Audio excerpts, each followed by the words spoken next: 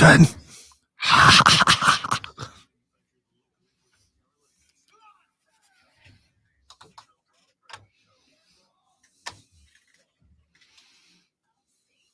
Good morning.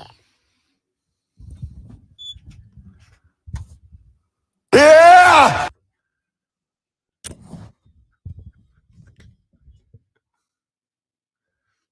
Okay, I can do this. I can get my life together, I think. Are you sure? Nope, I'm 100% not sure. Ladies, gentlemen, boys, girls, welcome in. The Rob Brown Show is on your radio. This is the Fan Upstate. Is there a reason I'm only hearing out of one ear?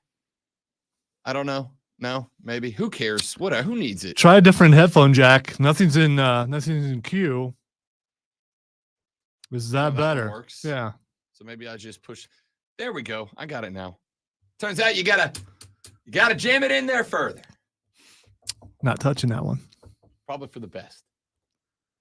We are everybody. going to have some problems though, because you're doing that thing where you're talking off mic, and I'm not, and that mic. We're trying new stuff. That mic is almost all the way to the top Of the volume scaling. Yes. Okay. Yes. Well, we'll see. I mean, listen. Not a lot of play there. We're trying some new stuff since the overwhelming majority of you are not in this room with us. We had Captain America Chris Evans down the hall come in here and tinker because we needed the microphones to be good on Monday because we will be joined by WWE World Champion Damian Priest and secretly, but not so secretly that I'm not saying it into the microphone. Lonzo and I are both we're both also kind of hoping like maybe we get a nice little surprise on Monday. Yeah, multiple guests come in. I'm gonna have to have a discussion with engineering afterwards because we need a little more volume because I know the person coming in, Damian Priest, has a very low voice. Very low. Yeah, and we'll see. We don't need to bore you with the technical aspects of it. But we got some new, we got the mics back up and working. So I'm trying something new with our stream setup today. Wanted to try a new mic, make it look better. You guys come in, tell me if you like it better, if we like it worse, if we give a damn at all by joining us on the live stream at facebook.com/thefanupstate, twitter.com/thefanupstate, on Twitch, The Rob Brown Show, or on YouTube, The Fan Upstate and The Rob Brown Show. Because we do stream live all 4 hours of the show, 5 days of the week. Jump in and critique Rob's camera angle because I just don't like it. And if you like it, tell him that you like it. If you hate it, maybe he'll change it. Yeah, probably not. I'm stubborn like a mule, I think is how that expression goes. I'm also, even for Friday, very grouchy today. Very grouchy. Oh boy. Yeah. I'm gonna go ahead and leave. I'm doing my best. I'm going to do my absolute best. I wonder if bullpen B is ready to go because I'll give him a call. Bullpen B. If you think about it. You would. No, listen. It was just a tough night. I'll tell you what it was last night. I was enthralled by this Luka Doncic performance last night. I stayed up late. I got all jacked up because the Carolina Hurricanes have just decided that for whatever reason, they're going to act like idiots in this series. For whatever reason, they have decided, and I cannot explain, though I wish I could. I know puck all. And I have decided that Carolina has decided that they are more concerned with their reputation. They are more concerned with their image. They are more concerned with how they are talked about on television than they are with winning. Because they come out last night and they decide, I guess for whatever reason, that being overwhelmingly tough and physical matters more than scoring goals. And while I don't pretend to be like the greatest knower of hockey in the world, what I do know is that when a series comes to its conclusion, I am relatively sure, not for sure, but I am relatively sure that they determine the team that moves on by by who scored the most goals, I think is how they do it. And again, I've been wrong before. Like 3 times I've been wrong before. But I've been wrong before. Not this year though. Not this year. It has been a little while. But while I have been wrong before, I am for sure that when this series comes to an end, they're not going to say, well, the Rangers did win 4 games of the 7, but Carolina was really tough. The Canes played really tough. And so because the Canes played really tough, we're actually going to go ahead and move that. That's not how it works. And this is really disappointing because I know what the criticism has been for the Carolina Hurricanes the last few years. The criticism for this team has been, and maybe justifiably so, that for whatever reason, when the playoffs come around, they lose their edge. They lose their toughness. They lose that attitude that makes them the bunch of jerks that we all love. That is the criticism, fair or foul. And I find this very interesting because that attitude is what made me fall in love with this franchise. But the fact that they had that attitude and still won hockey games, there to me is, and I got in this conversation last night with a couple of Hurricanes fans on Twitter, a couple of listeners that were watching the hockey game with me. And one of them, Trey, said something to the tune of, Rob Brown, the criticism of the team. Here, I'll read you the tweet. This is from Trey Stewart. I put up a tweet that said they gotta stop. They gotta stop. They're playing dumb. They gotta stop. And another listener put up a tweet that said, and I quote, "Stop doing stupid." So I retweeted that. And I said, if they get bounced in this series, this will be the official slogan of the 2024 Hurricane season.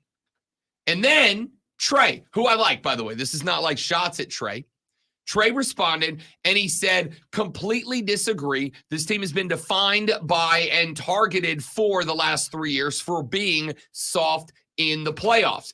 This is what the playoffs are about. Why we brought in guys like Kuzi and Orlov in the first place. It's fire and physicality that Canes fans will agree has been desperately lacking in the playoffs for 3 straight seasons when the competition picks up. And with Rempe out, I'm absolutely fine with penalties to set the tone. Well, it was penalties that lost you game 3. It was penalties that lost you game 2. Game 1, New York outplayed you. Game 2, you gave them goals on the power play. Game 3, you gave them plays. You gave them points on the power play. And then you come into game 3. You've got everything on the line. And I said yesterday before this game dropped to start, if you lose either of the 2 games at home, and I do not care how you lose them. I don't care if you get blown out. I don't care if you lose in the 900th overtime period. If you lose this game, it's over. And it is over. The Canes are cooked. They're done. Write them off. Say night-night. They're gone. Because there is no world, none, where the Carolina Hurricanes are winning 4 consecutive over the Rangers. I thought the Canes coming into this, I thought it was very interesting that Carolina was the odds-on betting favorite to win the Eastern Conference because I thought the Rangers were better. I thought the Rangers are playing the hockey that Hurricanes fans wanted the Hurricanes to play. The Rangers are playing that fast, physical hockey. They've got the one goon, the one guy that they are going, you go enforce. You go own the glass. You go make sure they don't get comfortable. You go make sure they don't get going. And that's Matt Rempe. They didn't have that guy last night. And yet, they kept forcing Carolina to do dumb things. They kept forcing the Hurricanes to do dumb things. And the Hurricanes kept biting. They kept biting. They kept doing dumb things. They got into another big round of fights down on their end. It was just dumb thing after dumb thing after dumb thing after dumb thing. And it's like, at least I'm glad you have the image that you're tough. I'm glad that you can look out and go, yeah. We lost again. We've now lost 3 in a row, including one on our own home ice. But hey, we look tough. Because as we all know, that is what you get paid to do.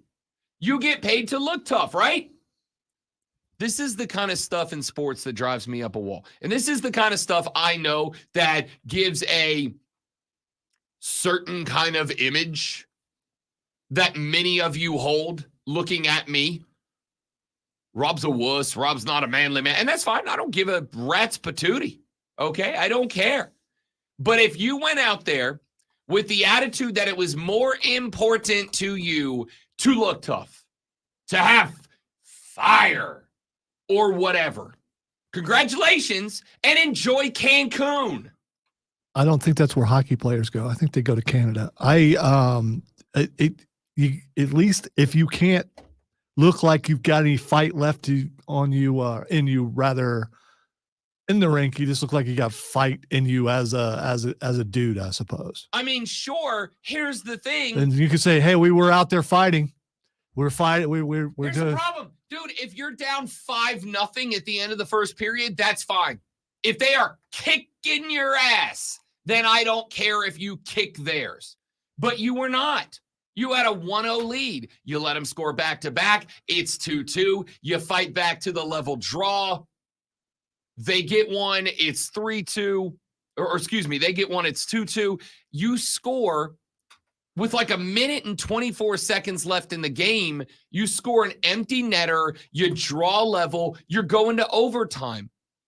I am good with what you said. I am good if what you said is in a 5-1 ball game. If it's 6-0, like the other night, Florida-Boston. Boston's in the hole 6-1 in the third period. They are getting wrecked by the Panthers. Wrecked by the Panthers. If they start throwing blows in order to kind of soften up the Florida Panthers for Game 3, if they are throwing blows to try to make sure this team is a little, intimidated or whatever, because Boston is a tough team, then that's one thing. You're getting smoked and you're sending a message. But here's the other part. They were up 1 game when that happened. Carolina came into this game down 2 already. If you do not win both games at home, which now they have failed to do, if you don't win both games at home, you are now going back to New York, and you are going back to New York against elimination.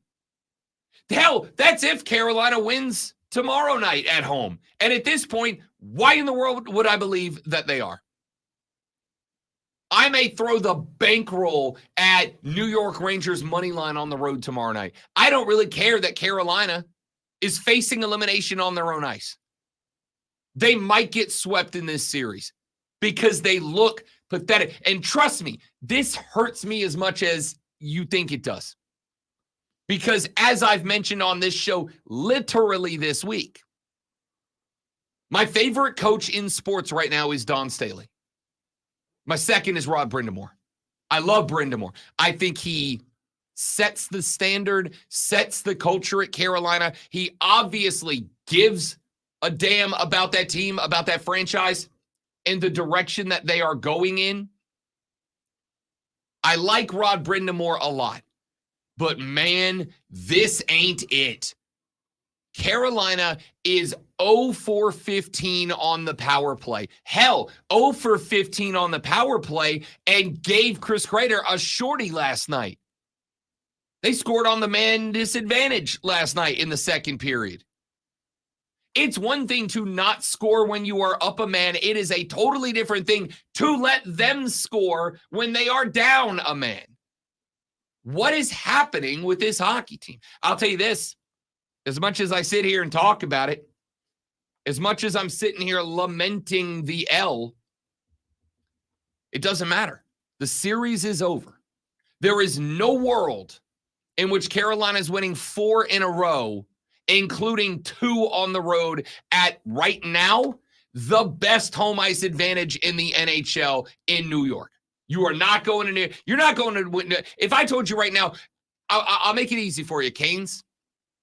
All you got to do is win back-to-back against the Rangers on the road. No, still no faith. I'd still bet New York. I would bet New York to win 2 in a 4-4 split before I would trust Carolina to win 2 out of 4 if they were all on the road. There's no chance here.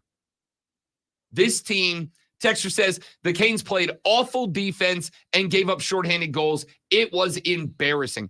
That was, and I mean this, if you have followed this show for the 4 and coming up on a half years that I have been here doing this with y'all, you know I love the Canes. I came here as a Predators guy, but I have adopted the Canes because I love the bunch of jerks attitude. Big fan. Last night, I should say this series, but specifically within this series, last night was the first night that I looked at this squad and was embarrassed by their performance. It was embarrassing. First time I was embarrassed by this team was last night. All right, we'll put that to bed. We might talk some more hacky later on in the show, but we do have a lot that we need to get to. Let me tell you about the busy day we got coming up. We have got Evan Lee of the Greenville Triumph joining us at 7:40 this morning as the Triumph are back home tomorrow. Paladin Stadium, getting back in front of the home side. Then at 8:20, Tyson Jeffers is the GM of the new Spartanburg baseball team. Lonzo is going to put his Batman Bruce Wayne cap on and see if he can sleuth us out some clues about to the name before they release it tomorrow. Then at 8:40, Rashad Beard of the Panther Nation podcast joins the program to talk Panther football with us. All that and more coming up today on the Rob Brown Show, coming up today on the Fan Upstate.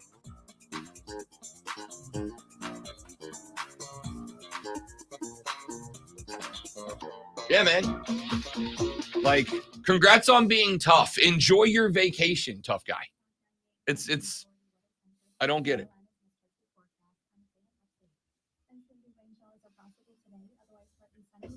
If you care more about your reputation than winning games, go be a boxer. I don't know what to tell you. Yeah, but if you're a boxer and you don't win, it hurts probably a lot, and you don't get to box as much because after you lose like 3 or 4 fights, no one wants to fight you. Maybe. I don't know.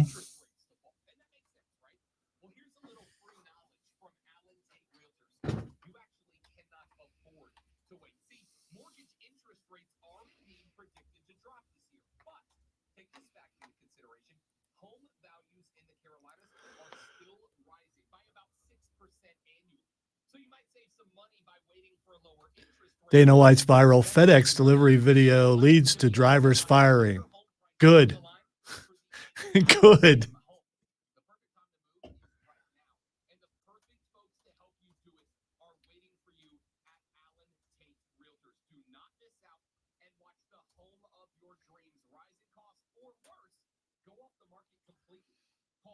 You're right. We all want to win. When it comes down to it, if you know you're not going to win the series, you might as well beat the other guys up. You weren't out of it last night. You were down 2 games in a 7-game series. Plenty. You get game 3 and maybe 4. Mentally they have already checked out, and so on their way out, If they're so, going. that's just as pathetic. Yeah, well, yeah, but on your way out, you leave bruises. Apparently, I mean, you know. Double dating, double dipping, double feature, double header, double whammy. You know, basically double or nothing. You earn, we match. Discover Cashback Match. See terms at discover.com/credit card. Without the ones like you who work tirelessly to keep things running, everything would suddenly stop. Hospitals, factories, schools, and power plants, they all depend on you. No matter the weather, emergency, or time of day, you're the ones who get it done. At Grainger, we're here for you with professional-grade industrial supplies. Count on real-time product availability and fast delivery. Call, click Grainger.com, or just stop by. Grainger, for the ones who get it done. Sponsored by ChumbaCasino.com. With over 100 online casino-style games, Chumba Casino is your go-to destination for nonstop entertainment. Play for fun and play for free at ChumbaCasino.com. I am going to argue there, APW Asylum Pro Wrestling. Well done. I'm going to argue that no, win-loss record is more important than your reputation. I don't care if they view you as the softest athlete to ever play your game. If you got a fistful of rings to show for it, who cares? You're not arguing. You're saying the same thing he said. Maybe you just didn't, unless I'm reading it wrong. He said everyone wants to have a tough guy image, but having a good win-loss record is just as important. No. It's more important. I don't know. All right, so I didn't want to have this conversation on the air, but I got to. We have got on our stream right now a commenter going by APW Asylum Pro Wrestling. Check him out. Local indie wrestling will live forever. We should ask Damien about local indie wrestling. Like, do you sneak into shows? You know? He ain't sneaking into But shows. he does. He's only a 6'5" gothic Puerto Rican. Yeah, His I mean, state doesn't stand out, right? no one's going to notice him, sliding in the back. No. So we were talking in the last segment. I said, look, here's the problem to me. I think the Carolina Hurricanes went into that game last night caring more about their reputation than they cared about the series win. And I have a sincere and genuine problem with that. If you go, I don't care what sport, and I do not care what level. And AP Dub popped up in here and said, everyone wants to have a tough guy image, but having a good win-loss record is just as important. No, it's more important. That's literally the thing that you are doing. I can't speak for them, but I would just say, if you're going to lose, you don't want to look like, lame on your way out. Like, first off, who gives a damn? You're a loser. You're a loser. You've lost. You are a loser. And I think the word, like the connotation of the word loser can be different strengths. If you lose, you are a loser. Remember yesterday or the day before when we were having a conversation about Cole Bryson's take that kids aren't committed and they're quitters. And I said, I don't think they're quitters. And Trey came on the stream and he said, if you quit, you are a quitter. Yes, by letter of the word. So letter of the word, if you lose a series, you are a loser. Okay? But here is the thing. I will remind you of this in football season.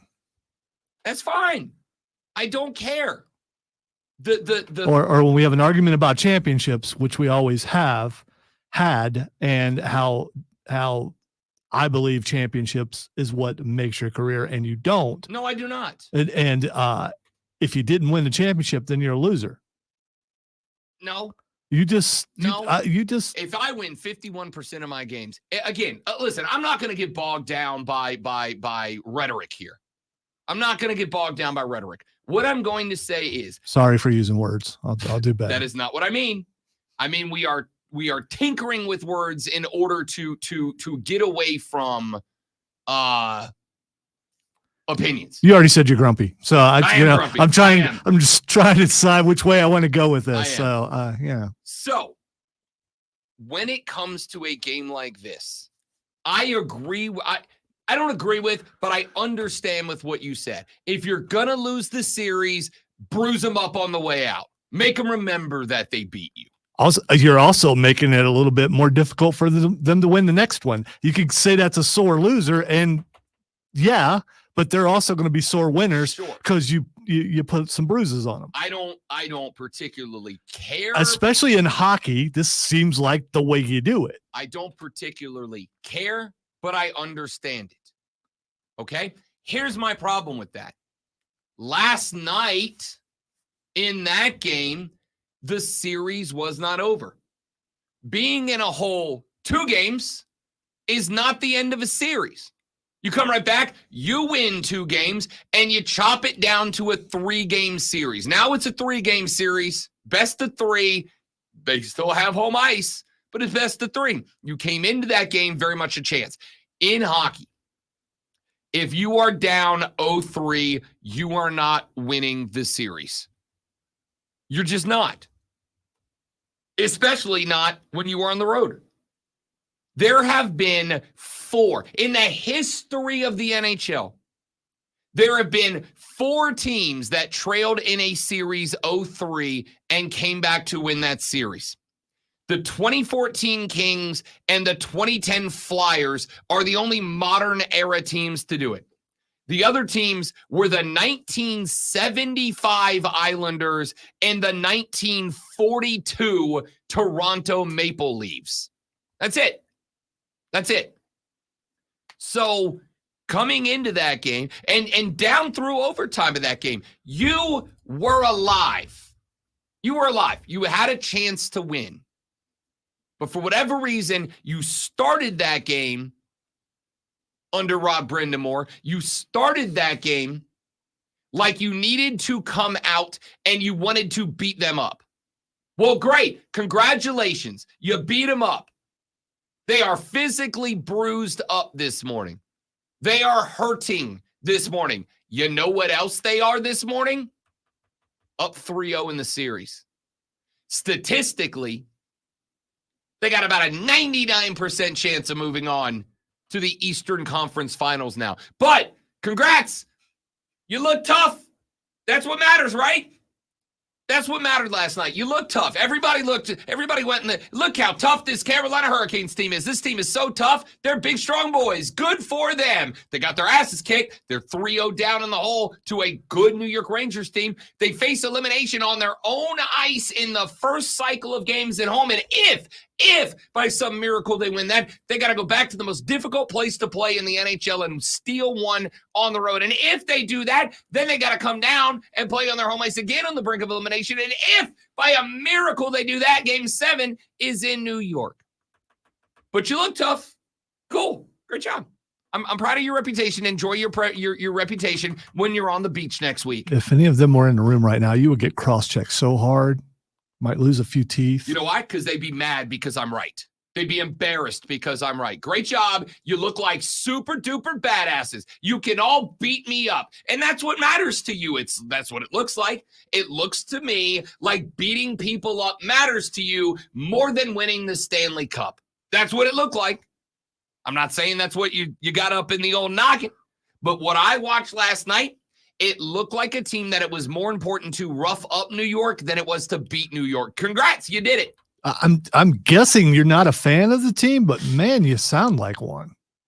Of what team? Yeah, of Carolina. I am a big fan of. I watched their game last night. That's how big of a fan I am. How many of y'all watched? Here's how big of a fan I am. So this is a fan rant. Okay. Yes. Yeah, I'm a little slow this morning. No, let's be clear. You know, it's an analyst rant. Is it? Yeah. Okay. You know, sounds a little more like a fan rant to me. I am going to begin referring to a segment like this one as a fanalist. All right? I'm a fanalist. I'm an analyst. I'm a guy who knows puck all, but I'm also a fan. I'm also a fan. Let me put it this way.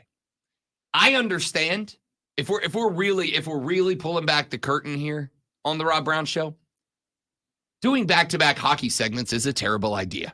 Okay?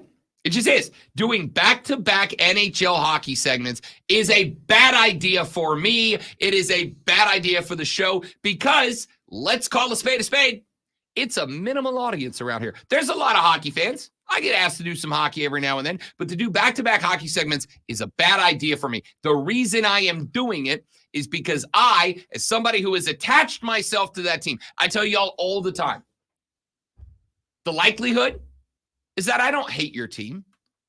Rob, you hate my team. I don't hate your team. The likelihood, statistically speaking, is that I don't give a damn about your team. Yeah, there's a likelihood that I do hate your team. That's true. Yeah, I mean. Hang on, where's Taylor? There she is. makes me feel better. Tay makes me feel better. Is it like a hug? A nice It warm is. hug? It's like an audio hug for your ear balls. So the likelihood is I don't care about your team. Unless you're Atlanta, unless you're the Falcons, unless you're the Cowboys. There's probably a couple other ones. The Yankees. I dislike your teams. But Clemson, I don't hate your team. I don't love your team.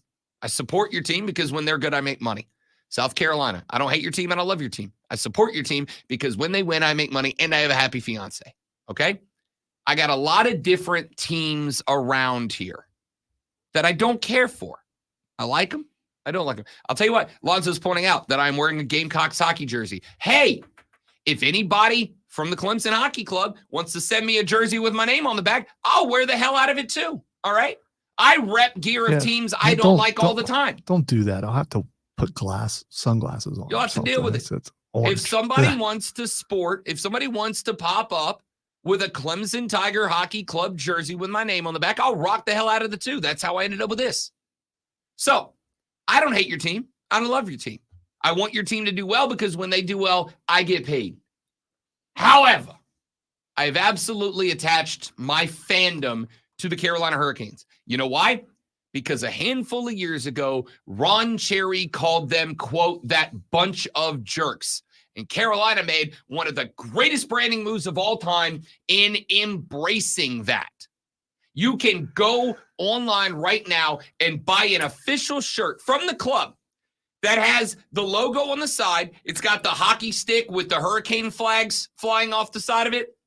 And it says, Lonzo, Carolina, bunch of jerks on it. I love it.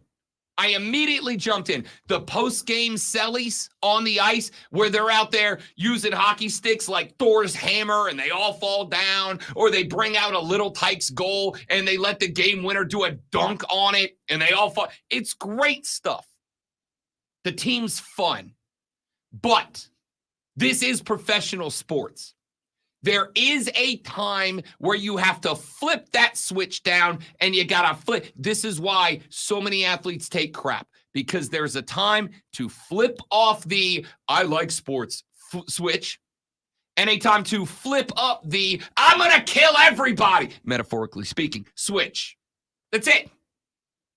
That's why so many of y'all have been against guys like LeBron, because you feel like he doesn't have that kill switch engaged. He doesn't have that ability to flip it on and go finish somebody. Well, this is the playoffs, man. If you don't flip that switch when you are at home, if you don't flip that switch when you are at home and down 0-2, if you don't flip that switch when you are at home down 0-2 and in a must-win 2-game set to take a level series back to game 5 in New York, then I don't know what to tell you. And as a fan, it's disappointing because this year, Carolina entered these playoffs as the Eastern Conference finalist. Now they need a miracle. They will have to literally make history to have a shot. But hey, they look tough. And that's what matters, right? They're going to go down to Cancun and they're all going to be on the beach and they're going to walk up to a pretty girl and go, hey, I'm the toughest guy in the NHL. Then they're going to smile and they're going to see they're missing a bunch of teeth. And they just, it's just... Where's your ring? Well, I don't have one. But I really hit that one guy from New York that one time. Who cares? That's not history. All right, let's get away from hockey when we come back. The Rob Brown Show's busy. It is the Fan Upstate.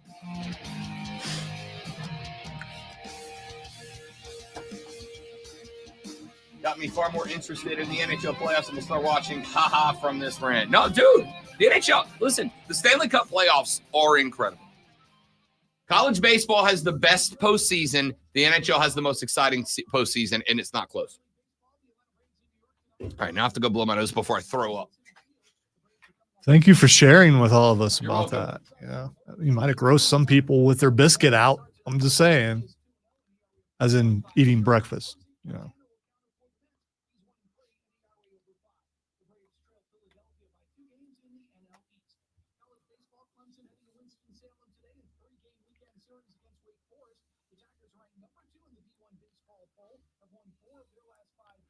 Not sure the Moles are up this early, but they probably are.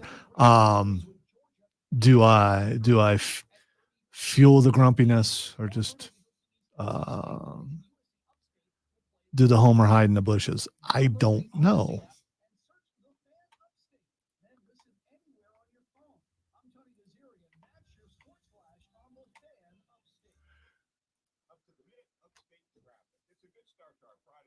What? Where's Bill? Hope he's not sick.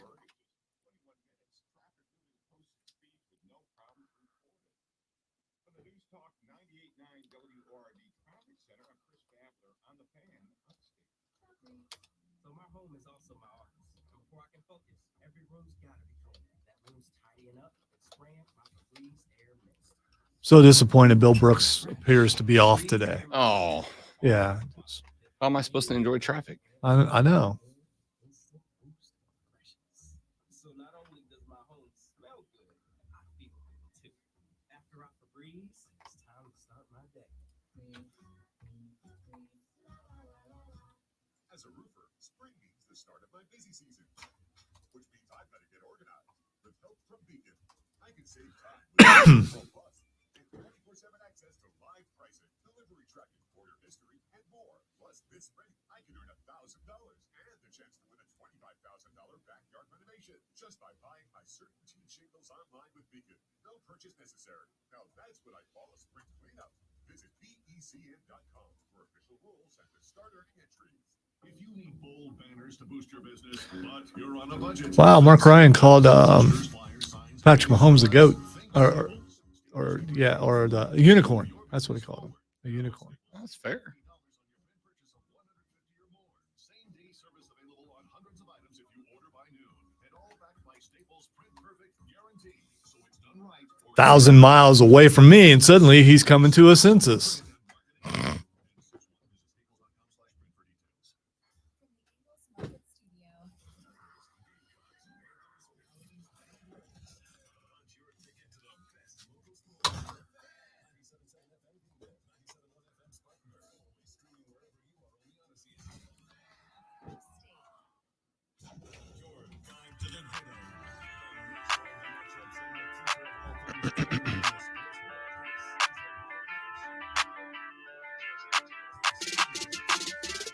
Hey, Big Daddy, how you doing? Real good, Corey LaJoy. Welcome back. The Rob Brown Show's on your radio. It's the Fan Upstate. Stop all your lying. Yeah, that was a You, lie. you ain't real good. That was a lie. You're not convincing anybody. I am stiregulating. You know what would make you feel better?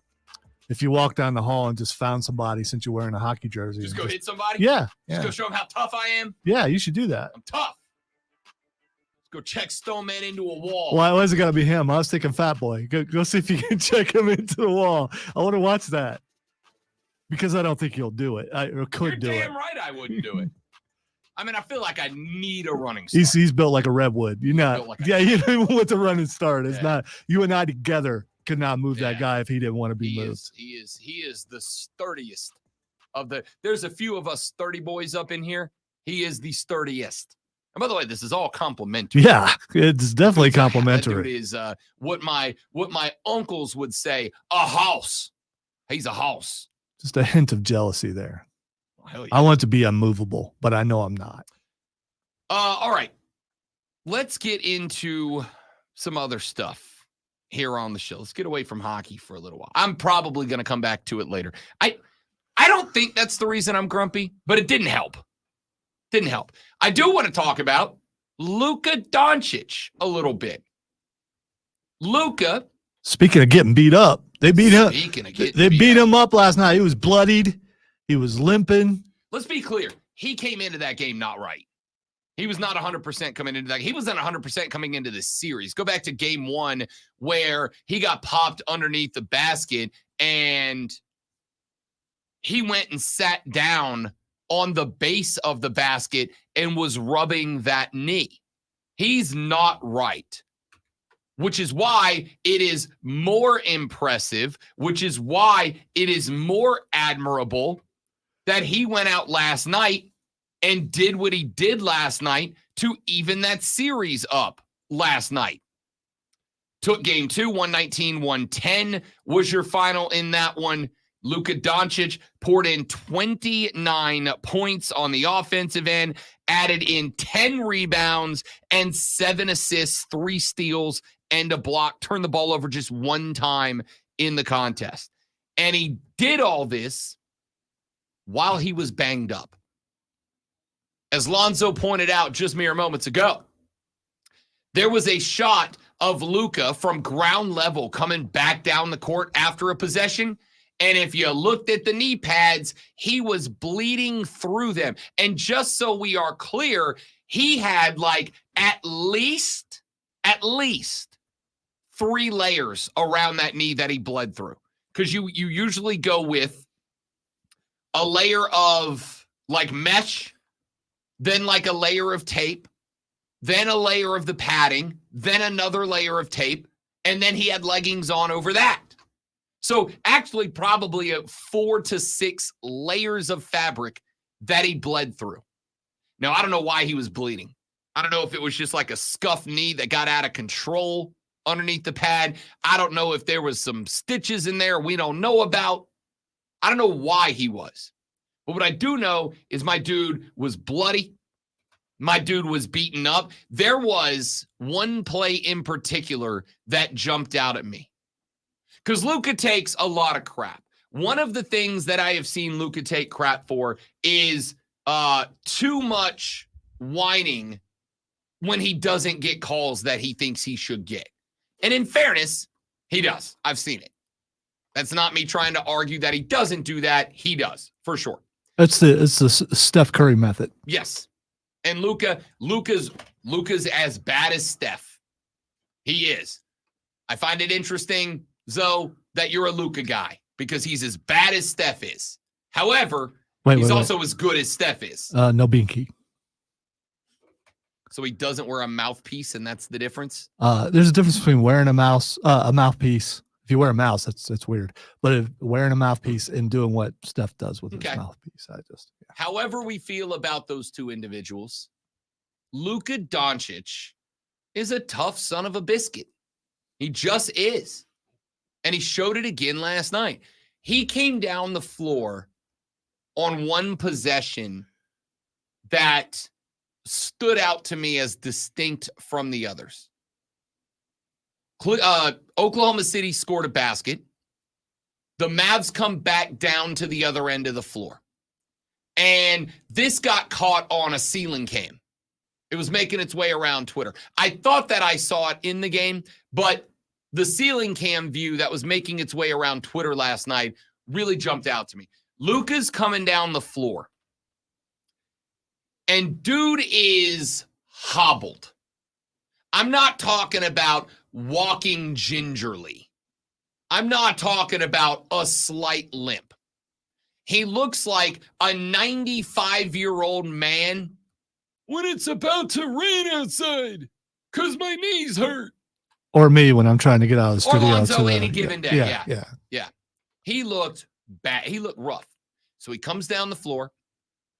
He is, again, I'm going to say walking gingerly, but that's not quite adequate. He was hobbled. And he gets down the floor, and he sets up at the free throw line extended, and they get him the ball, and all of a sudden, his knees are fine. And he takes a move inside, rocks the defender backwards, hits a big step back behind the arc, knocks down a 3, and Dallas maintains their lead. And then he hobbles back down to the other end of the floor, looking just as bad. And he gets back down to the other end of the floor, and he breaks down in defense, and then his knee's fine again. To the point that I said the Lonzo word. Is this a work? Like, is he trying to lull them to sleep a little bit? Is he faking this to try to put... He had the announcers going too. It's like, oh, they got to call a timeout here. He can barely move. And then he comes and one of the announcers looks like he's moving pretty good now, isn't he? So yeah, I don't know that it's a work. I think it's an adrenaline thing. I do too. Yeah. I do too. Just so we're clear, I said it to myself at one point. I said, is this a work? Is this a guy that's not as bad as it looks between possessions who's trying to lull a team to sleep. Is this a mind game by chance? And then they would come back down the floor and he would look awful. And then he would end up with the ball in his hands and he would do Luka things again. 11 of 21 from the floor, 5 of 8 from range, 10 rebounds. If a guy's got jacked up knees, he's not getting double-digit boards in the NBA. But Luka did. And the more I watch, when the blood started coming through the wrappings around the knee, that's when I'm like, oh, no, this guy is banged up for sure. And yet, he's gutting it out. He's gutting it out. He is staying true to that generalization we have about Eastern European players. You could stab Luka Doncic in the friggin' shoulder blade, and he's going to find a way to go out there and get you 29, 10, and 7. Dude, that's a little extreme. Yeah, My man's bleeding through 5 layers around his knee and yet kept going. I'm starting to worry I'm not making it out of the studio today. Listen, I don't need to prove how tough I am to anybody, all right? Y'all just know. Y'all just know how tough I am. I play hurt every day. Every day. Yeah, but not Luka hurt. No, not Luka hurt. If I was Luka hurt, I'd be calling the boss at 2 a.m. Hey, I ain't coming in. Sorry, dog. Nope, ain't happening. Ain't happening. Anyway. And he would say, is your voice bruised? Get it together, Brown. I think that Luka Doncic, for the heat that he has taken, if you have given him heat for whining about calls, which is fair. It's fair. As part of his game. It's so subjective, the people who, oh, look at LeBron or look at this. I mean, if you like a guy, you don't notice it as much. If you don't like a guy, then you go at him. There's just name me an NBA star that doesn't whine a little bit. It's a part of the game. Nikola Jokic does it. Yeah, it's a part of the game. And I think the real question is, does it work? Does the whining to the ref actually get you a call eventually? Tell you what I saw last night at one point. There was a point that Luka Doncic had a ball top left side of the key, got a screen, drove to the rack, put up I don't remember if it was like a mid-range jumper or a layup, but went to the rack and drew contact, did not get the call, and it was a whistle. I want to say maybe Oklahoma City took a timeout or whatever, but action stopped. And I see Luka make a beeline to the referee. And I'm like, oh, here we go. My dude is out here having a performance. This guy's going to do something here. I think he's going to lambast this referee. And he walks up to the ref. And dude, he has the most like chill, calm conversation with the ref. They showed it for a second, and he walks up and he kind of puts the hand on the shoulder, and he's like using his hands to draw out the imaginary play. You know, I came here as a screen, and I came here, and he had this very like relaxed conversation with the ref, and the ref looks at him and like shakes the head, yeah, I get it, I'll watch it, whatever, and then he just kind of gives him the pat on the shoulder and walks back to the bench. And I thought, that's how you do it. He gets it. He understands. He was able to temper the emotion there, which is good. They need more out of that, more like that out of Luka Doncic. And then, do you know what happened down the stretch? Luka started getting some calls. The Mavs started getting some calls. I'm like, all right, that's a team leader right there. So you're saying it worked? Yeah. Okay. I think it did.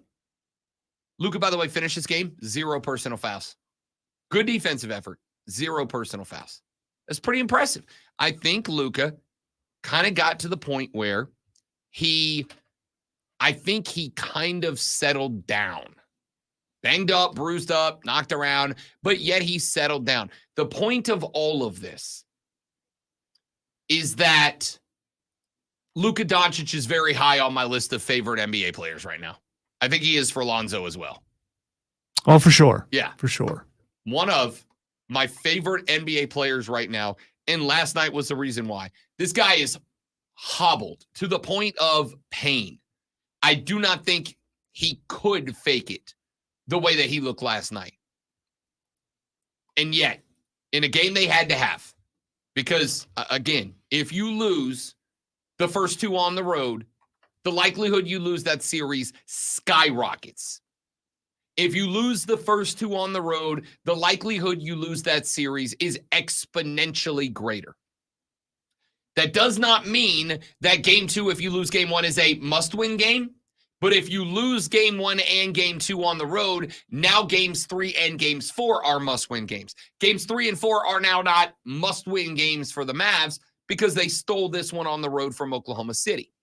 And a big part of the reason and the way that they did that was Luka doing Luka stuff, and it was impressive. It was impressive.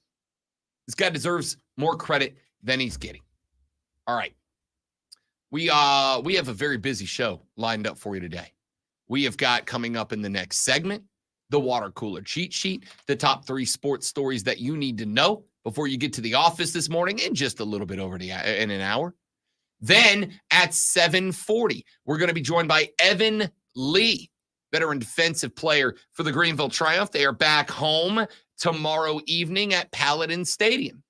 Then we will have the 8 o'clock hour where Alonzo and I will take a look at the weekend sports schedule and tell you the events we're most looking forward to. Then at 8:20, Tyson Jeffers, the general manager of the new Spartanburg baseball team, will join us here on the show as they get prepped to release the name of the franchise tomorrow at the block party taking place at 5 p.m. in downtown Spartanburg. Then at 8:40, Rashad Beard of the Panther Nation podcast will join us here on the radio program. We'll talk a little Panther football ordinarily. He stops by on Thursdays, was a little bit busy with his real job yesterday, so he'll join us today at 8:40. As, by the way, the Panthers become the first team in the National Football League to sign all of their draft class. I'm telling you, I know it doesn't sound like much. I know it doesn't feel like it's a big deal. You know what that tells me? Dan Morgan's locked in right now. Dan Morgan knows the guys he wants. He wants them there enough that he is going to make sure it gets done and gets done quick so these guys can get in, get to camp, get working, not be distracted by contract resolutions, et cetera, et cetera. That's a big move from Dan Morgan. So we'll talk Rashad Beard's Carolina Panthers at 8:40. And then the last hour of the show, 9 to 10 a.m., is Free for All Friday. It's whatever y'all want. I don't care. I don't care. Whatever topics you want to get to, whatever conversations you want to have, Free for All Friday from 9 to 10 a.m. Let's get weird. Let's get wild. It's Friday. Who cares? Hey, Greenville Liberty at home, by the way, tonight. I'll be on the call. Keep an eye on my social media later on today at The Rob Brown Show on Twitter. I will let you know where you can stream that game if you want to watch. Should be a good time. I'll tell you what else is going to be a good time. What's going to be a good time is when all of us, right now, turn the volume up, sit back, unwind, take a deep breath, and be seduced by the Sports Flash. Yeah, I hesitated because seduction, you got to take a moment of breath, you know.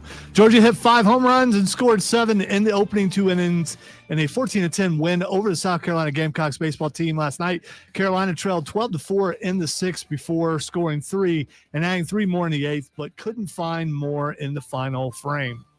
Game 2 in the series is today at 5:30. Game 2 of the Mavericks Thunder series went Dallas's way with a 119-110 win last night. Luka Doncic looked more like Luka, scoring 29 and adding 10 boards and 7 assists despite being hobbled with a bad knee. PJ Washington scored 28 with 11 boards. Game 3 is tomorrow evening. I don't know if you knew about this, but tune in this Monday to the Rob Brown Show as we welcome live in studio your WWE World Heavyweight Champion, Damian Priest, ahead of Raw in Greenville. Make sure you check it out.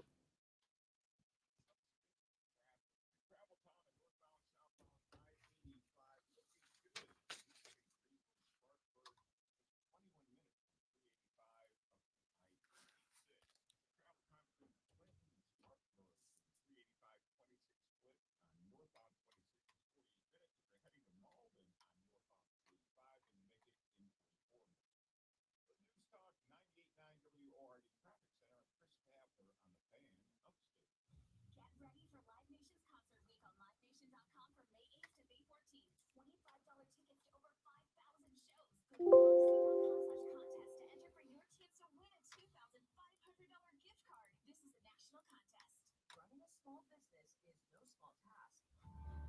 At Home Trust Bank, we work hard to prepare businesses for whatever tomorrow may bring. Your dreams are our business, and we have local experts who can help you plan for a successful future. Dependable guidance you need and service you'll appreciate. At Home Trust Bank, we take your small business banking personally. Visit your local Home Trust branch or anytime at htb.com.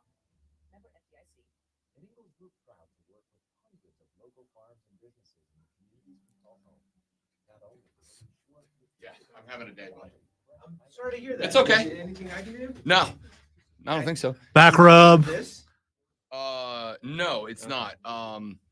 The Hurricanes got smoked last night. That really ticked me off. Also, your de-esser thing. No. Am I essing overly hard on this, or is it in my head because I learned about a de-esser yesterday? It's in your head. Okay. And also, again, it has no power. I have it up near the top, and somebody else with a lower voice who's not yelling, it might be difficult. Well, again, we can adjust. Yeah, Yeah, we might need to turn the gain up on it, Uh, volume up on it, okay. whichever one. That's fine. I can do that. Okay. You're on 3. You're actually using 3 this week. Yes. The reason that I was coming in here is to mention that I was checking air signals today and noticed that 96.3 and 97.7. That's us. One of those you will recognize are completely covered up this morning. Cool. And So no one can hear us. I went and looked at the tropospheric ducting forecast map for our region for today. Y'all know And Chris it knows is- Latin? And it's particularly bad for a while.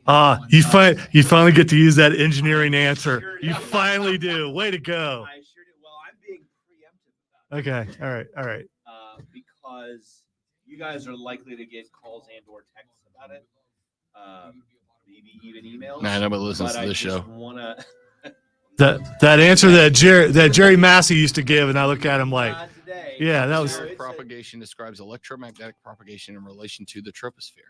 Service area from VHF or UHF radio transmitter extends to just beyond the optical horizon, at which point signals start to rapidly reduce in strength. Viewers living in such a deep French reception area will notice during conditions weak signals normally masked by noise increase in signal strength to allow quality reception. Such conditions are related to the current state of the troposphere. Yep. Somebody broke the troposphere. So us in the block, no one can hear Yeah, us. right Yeah, now. yeah. Well, and I mean, like B, Planet, ORD, they're going to be strong enough signals to push through most of that, at least in most of their range. But But on the edge, lower- on the edge of the edges thing, is yeah. where you're going to notice. So it. we're an internet show today. Kind of.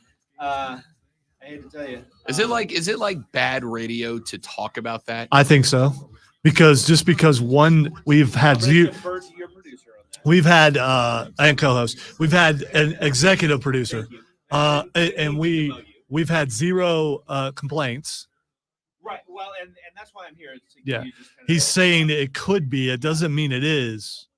For some people, because some people have really strong radios, and maybe they can hear it. Also, I was just listening today, and it is like the signal is trash.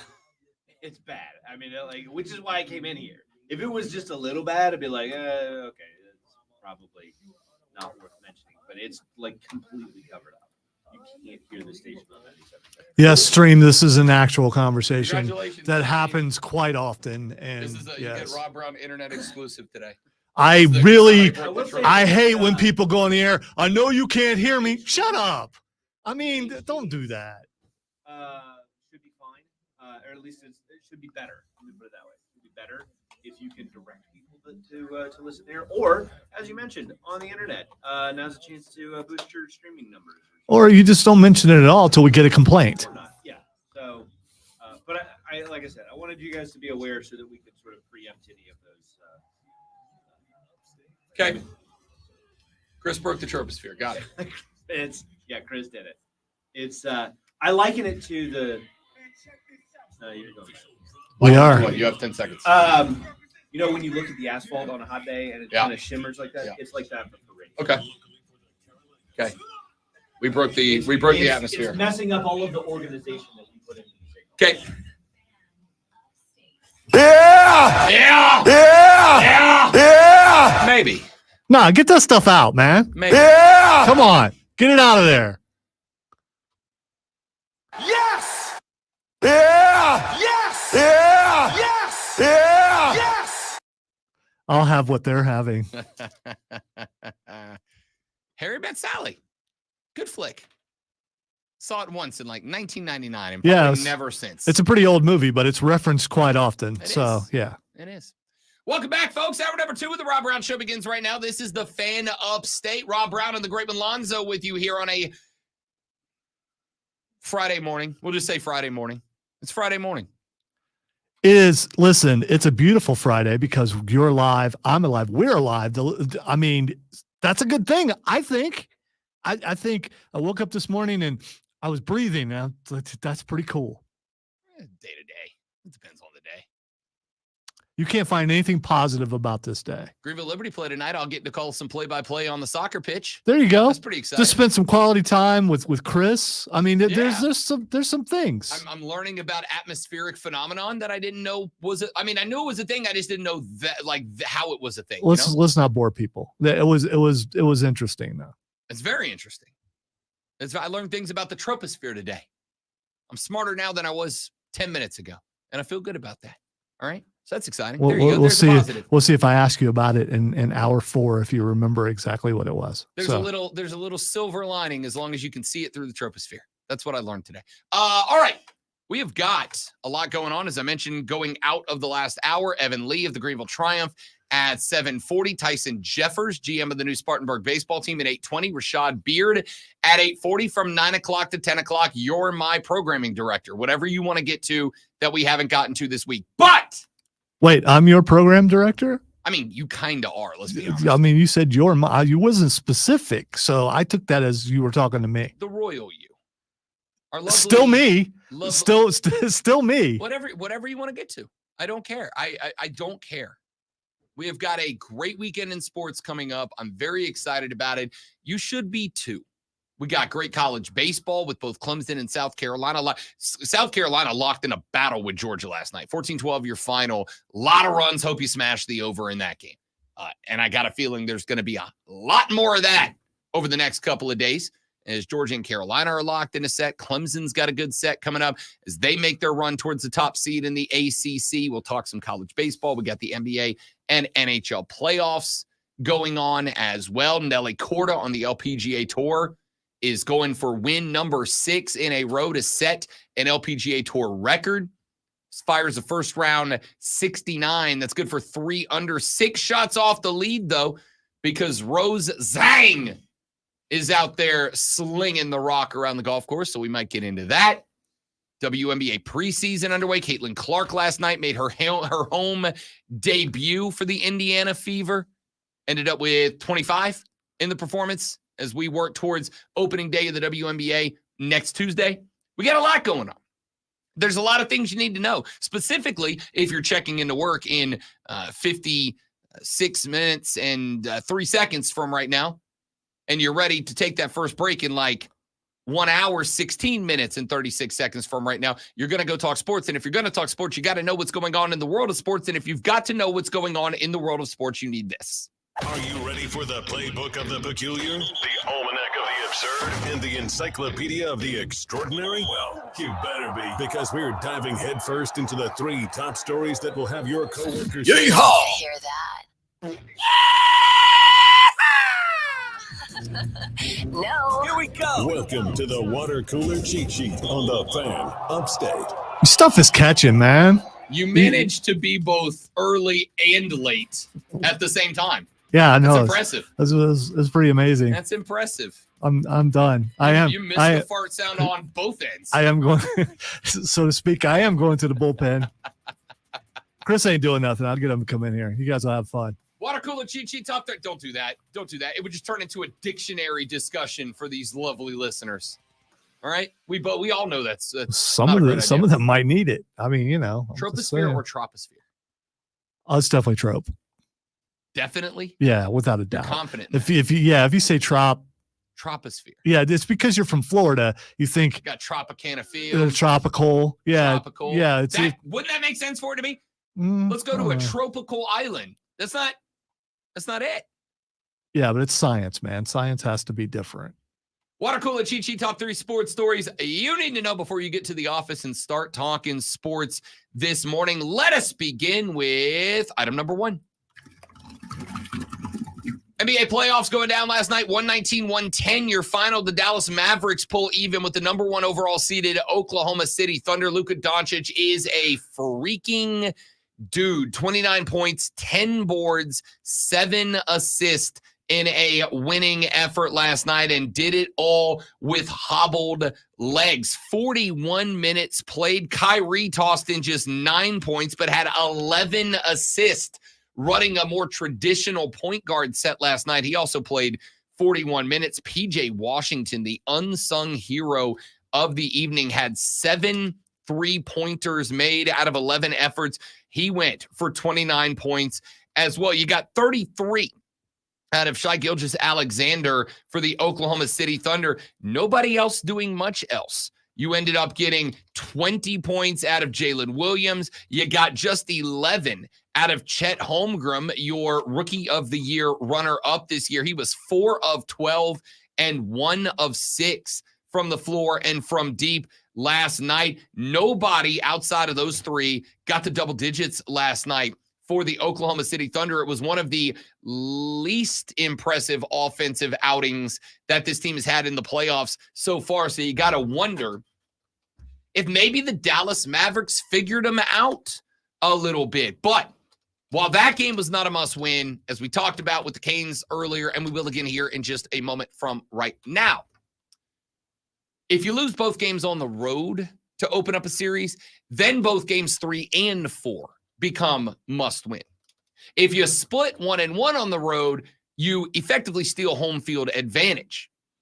And that's what Dallas has done here. Now, games 3 and 4 are not must-wins, but you just have to win one of those 2 to ensure that you have a level 3-game series on the way out. That's a great performance from Dallas. And even greater performance last night from the Cleveland Cavaliers. They don't just beat the Boston Celtics, they ran the Boston Celtics last night. You had a tied ball game at the half, but Cleveland ran away, outscored the Celtics by a dozen in the third quarter and by a dozen more in the fourth. All 5 Cleveland starters in double digits, led by a guy that I have been absolutely applauding game by game by game for these Cleveland Cavaliers. That is Donovan the Spider Mitchell. 29 points, 7 boards, 8 assists, just 1 turnover last night for Donovan Mitchell as he led his Cavs. They asked him once again after the game, how'd you get here? And he said, we did not have a choice. He knew it. You have to split 1-1 as the road team to open a series. They did just that. They got 21 from Levert off the bench. You got 21 from Mobley, 12 from Okoro, 14 from Garland, and 12 from Strus pitched in alongside Spida's 29. The Cleveland Cavaliers have pulled level in this series. Both of those series are now 1-1. Coming up tonight, the Indiana Pacers are going to try to climb back into this. The New York Knicks lead that series 2-0 as they took both. That makes, as far as I am concerned, tonight a must-win for the Pacers. And then Denver on the road at Minnesota, and Denver lost both of the first 2 games at the house. So now they are in a must-win scenario, and they are in a must-win scenario on the road at a very, very rowdy Minnesota Timberwolves squad. Let's go over to the NHL in last night's playoffs. Avalanche Stars, Dallas gets game 2 with a 5-3 win over Colorado. That levels that series at 1 game apiece. The Stars, they do this fun thing where they dominate a game and then they get dominated in the same game. The Stars were up 4-0 at the end of the first period. They allowed the Avalanche to get 3 consecutive back and make it real dicey before Issa Lindell was able to get an empty net goal inside of a minute left to play to finally give the Stars a little breathing room. They did everything they could to choke that game away, but were able to finish, which has been a problem for Dallas in these playoffs. 5-3, the Stars level the series at 1 apiece, and Carolina Hurricanes embarrassing themselves. Just embarrassing themselves. They lose both games on the road at New York. They come back home. It's a must-win scenario as far as I'm concerned. They've got everything going their way, and then they just choke on home ice. They drop a 3-2 overtime decision to the New York Rangers. Let's say this before we go any further. Igor Shesterkin is a stud in the goal for the Rangers. He might be the most difficult goalie to score. Who was that? Igor Shesterkin. Shesterkin. Okay, I just that's not me like struggling with words today. I wasn't being critical. I was trying to get the pronunciation down, and the way you say it is Igor Shesterkin. Shesterkin. You can just call him Mr. Brick Wall if you want. You can just call him the Brick Wall. 47 shots against last night. It made all but 2 of them into saves. Dude was absolutely lights out. Gunsel got the scoring open very early in the first period, but then a pair put the Rangers back up, including another one from Alexis Lafreniere. There's another one you can work on. Great one. Lafreniere. Yeah, I was just helping. He's French. I was helping you test the de-esser was what I was doing. Shesterkin. Alexis Lafreniere. Andrei Svechnikov got another one to bring the Canes back to even. Then we took it to OT, and Panarin was able to finish that off. So the Rangers now up 3-0 on Carolina. Game 4, home ice for the Canes, and every game's a must-win. Now you're on the verge of elimination. Let's quickly run to item numero dos. This news broke yesterday on the show. But hey, it's still news. The Charlotte Hornets have found their new head coach. The team announced yesterday that it has hired Boston Celtics assistant coach Charles Lee, who will join the team once Boston's playoff run is complete. Lee has spent the last 10 years as an assistant in the NBA. ESPN's Adrian Wojnarowski reportedly is joining the Hornets on a 4-year contract. Basically, the guy has been a part of a lot of successful programs. He was a member of the Bucks coaching staff during their championship run. He helped assistant coach the Bucks to one of the best regular season records over the past few years in the NBA. Then it gets to Beantown, and when you look at that, the Boston Celtics are the number 1 seed in the East. And despite a bad L last night, still the odds-on favorite to win the Eastern Conference. The Hornets finished last year with a 21-61 record, 13th in the Eastern Conference, and Steve Clifford announced he was stepping down at the end of the season to move into a front office role next year. The Celtics, almost the exact opposite record, but better, 64-18 this season, playing the Cleveland Cavaliers in the second round of the playoffs after they dispatched the Heat with a gentleman's sweep in round number 1. They hold now a 1-1 series tie with Cleveland. I love this hiring. Charles Lee is 39 years old. He is young enough, like I am, to still be hip to the lingo with the kids, but he is also old enough that he's got a decade of experience working in some very successful franchises over the past few years. He is a very solid mixed pick. You get a little bit of the 2 most important things. You get a guy who can talk to a team that is built very young on one side, and on the other side, a guy who has been here, done that, and succeeded as an assistant coach and has a ring to show for it. I love this hiring for the Charlotte Hornet basketball team. Let's get to item number 3. Carolina Panthers. First team to sign every one of their draft picks. Now, this is not something you're going to get a trophy for. This is not something that you're going to hear brought up by a ton of national talking heads. This is not something that is necessarily going to be celebrated any kind of way. But let me tell you why I think it is a big deal. I think it's a big deal because it shows Dan Morgan's got the head down, the nose to the grindstone. I think he is working right now, and that is an attitude we have not seen out of Fitzy in a while. That is the point. Dan, you're sitting in a room with Dan Morgan. You're signing anything, aren't you? I mean, he just, I bet he doesn't say anything. He just looks at you. Sign this. And he's just like, yes, it's like, okay, sir. you got anything else? No, sir. I sign anything you need me to sign. Sign this. It says Works for me. You got it, sir. Yes, sir, Mr. Morgan, sir. No, listen, I think this is indicative of the work attitude, the character that you are going to get out of the new Panthers leadership. This to me feels like a team that has, what's the word I'm looking for here? Motivation, is driven to be better. Like I said, Lonzo knows this. I am just the king of relentless optimism. Never a bad day for me. You know, I come in sometimes and I'm like, man, I'm just not feeling it. And then spend a little time with Rob and I feel better. He just straight up asked me on certain days, can you motivate me right now? And I do. That's what I do. I'm here to be a motivator. Okay. Know your strengths, know your talents. Yeah. Jokes aside, I like this. I like this because while, a lot of people going, why would this be item 3 on the cheat sheet? The reason this is item 3 on the cheat sheet is, to me, it is indicative of the attitude of the leadership of this team.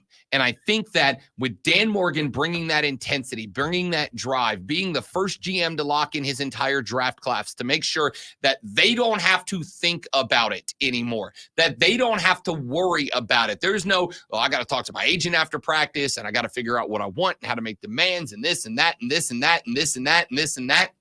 Instead of doing all that, what are the rookies for the Carolina Panthers doing right now? They are locked in. They are locked in on, how do I be the best rookie I can be? How do I help this team win? And I love that, because that to me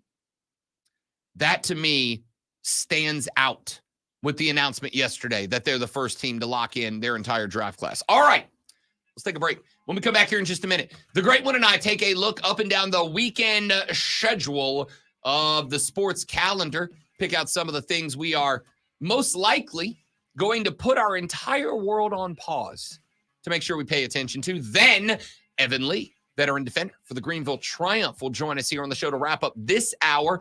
We will kick off the next hour with a couple of big stories. 8:20, Tyson Jeffers, GM of the new Spartanburg baseball team. 8:40, Rashad Beard of the Panther Nation podcast. And then the 9 o'clock, it's your hour. It's a free-for-all. Whatever you want to get to, that's all coming up on the Rob Brown Show and the Fan Upstate.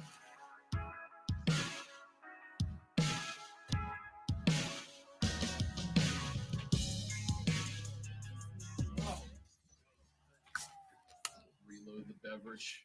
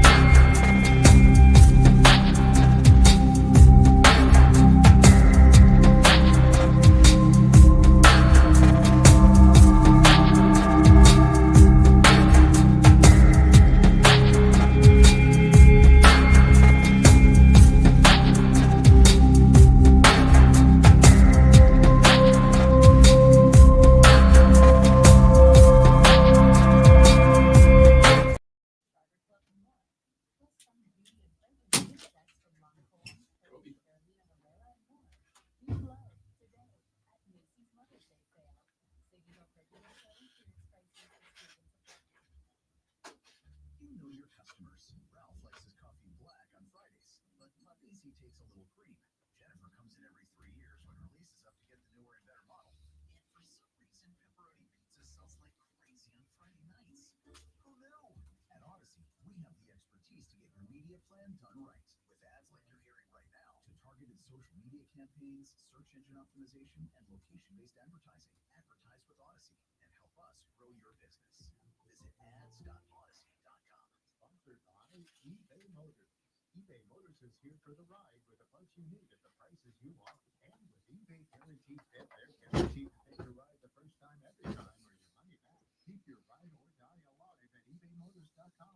Eligible items only, exclusions apply. Take control of your listening experience with Rewind on the Odyssey. Missed a jaw-dropping moment? No worries. With Rewind, you can relive big moments from Rob Brown, Jim Rome, and more. Don't miss a beat. Just hit Rewind with the Odyssey app on the Odyssey.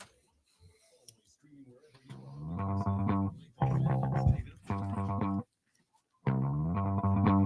Yeah, definitely listen to Announcer Guy. Get the Odyssey app, AUDACY. Put it on your favorite digital devices, whether it's your cell phone or your tablet or your PC or whatever, and you can listen to the Fan Upstate anywhere you go. I happen to know right now there's a group of folks listening in Ireland because my mom's there. But shut up, she's awesome, and she's a fan. All right. What? Why are you coming at people and telling them to shut up? No one said anything. Oh, I get mom jokes all the time. That's what the fellas do, right? Don't care. She's the best. Anyway, you can listen anywhere in the world, including Ireland. Real quick, there's a commercial on TV right now, a great one, for a fast food chain that is doing a limited run of heart-shaped biscuits. You going out of your way to go to a particular fast food chain to get a heart-shaped biscuit? Is that a marketing ploy that's going to work for anybody? Heart-shaped biscuits. I have heart-shaped box stuck in my head now. All right. There is a discussion going on that was sparked, and we talked about this very briefly yesterday, sparked by Rick Carlisle. Rick Carlisle, after the Indiana Pacers lost game 2, and he acknowledged that there was a mixtape that the Indiana Pacers made of what they considered questionable calls that went against their basketball team. They said they sent in, and I quote, several dozen plays that they considered questionable. Now, before we get too far down the line, let me say that is standard practice. That is usually what teams do. A mixtape is standard practice? A mixtape of what NBA teams consider questionable calls being sent to the league office after every game is standard practice. And I will say that I'm very glad that it is. We should be working to clean up mistakes and call out issues, et cetera, et cetera. Now, I don't think it's going to matter all that much because much like all of the other leagues at a professional level, they don't do anything about it. I mean, the NBA probably does more than any other league, but it's still not very much. They do what the other ones. Oh, our bad. Yeah, pretty much. Pretty much. They issue an apology. They acknowledge the mistake, which, if nothing else, I guess thanks for acknowledging mistakes. I guess I appreciate that. It's the old R-Truth. You know, that's on me. This was on me. My bad. Official quote from Adam Silver. Damn, I got to get better at this. I was right there. You took some of the better ones And that then I don't can't. use them. Yeah, I can't. I mean, because Afraid I've got some bad news. That one should be daily. yeah, That one should be just daily. don't use the other one from him.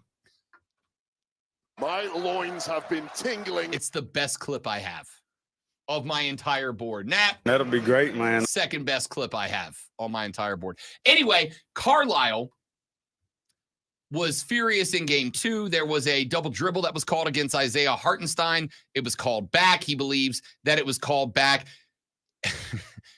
because Tom Thibodeau asked them to. That was his justification. And don't get me wrong, I also disagreed with them taking the call off the board, but it was also a very questionable moment to undo the call. So Carlisle went on to say, quote, that's small beans compared to everything else. Small market teams deserve an equal shot, deserve a fair shot no matter when they're playing. And yesterday evening, I sat down to watch some playoff games. And I was in a group chat with a couple of my buddies, all basketball guys I used to hoop with back in the day. And one of them was listening to the show yesterday and said, Rob, do you genuinely think that small market teams get screwed? And I threw the same argument at him that I used on the show yesterday. I said, let me ask you this question. Do you believe that NBA superstars, television ratings guys, needle movers, do you believe that those guys get special treatment from the whistles? And after a little bit of goading, my buddy eventually said, yeah, I do.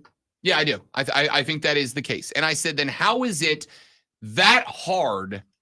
How is it that difficult to believe that the same might be true for needle-moving teams? And in fairness, one of them had the exact same reaction that Lonzo had yesterday, which was, are the New York Knicks really a needle-moving team? Yes. Yes, they are. Yes, they are. There is a difference between successful and popular. There are a lot of things that are not successful that are popular, and a lot of things that are popular that are not successful. There are a lot of things that are successful and not popular. The New York Knicks are not successful but popular. They are successful this year. But there is a reason that during any given regular season week, there's a very good chance, or at least as good a chance as any other team, that the New York Knicks have a nationally broadcast game. Why? They own the second largest TV market in the United States of America, and it extends outward greatly. How can we prove that?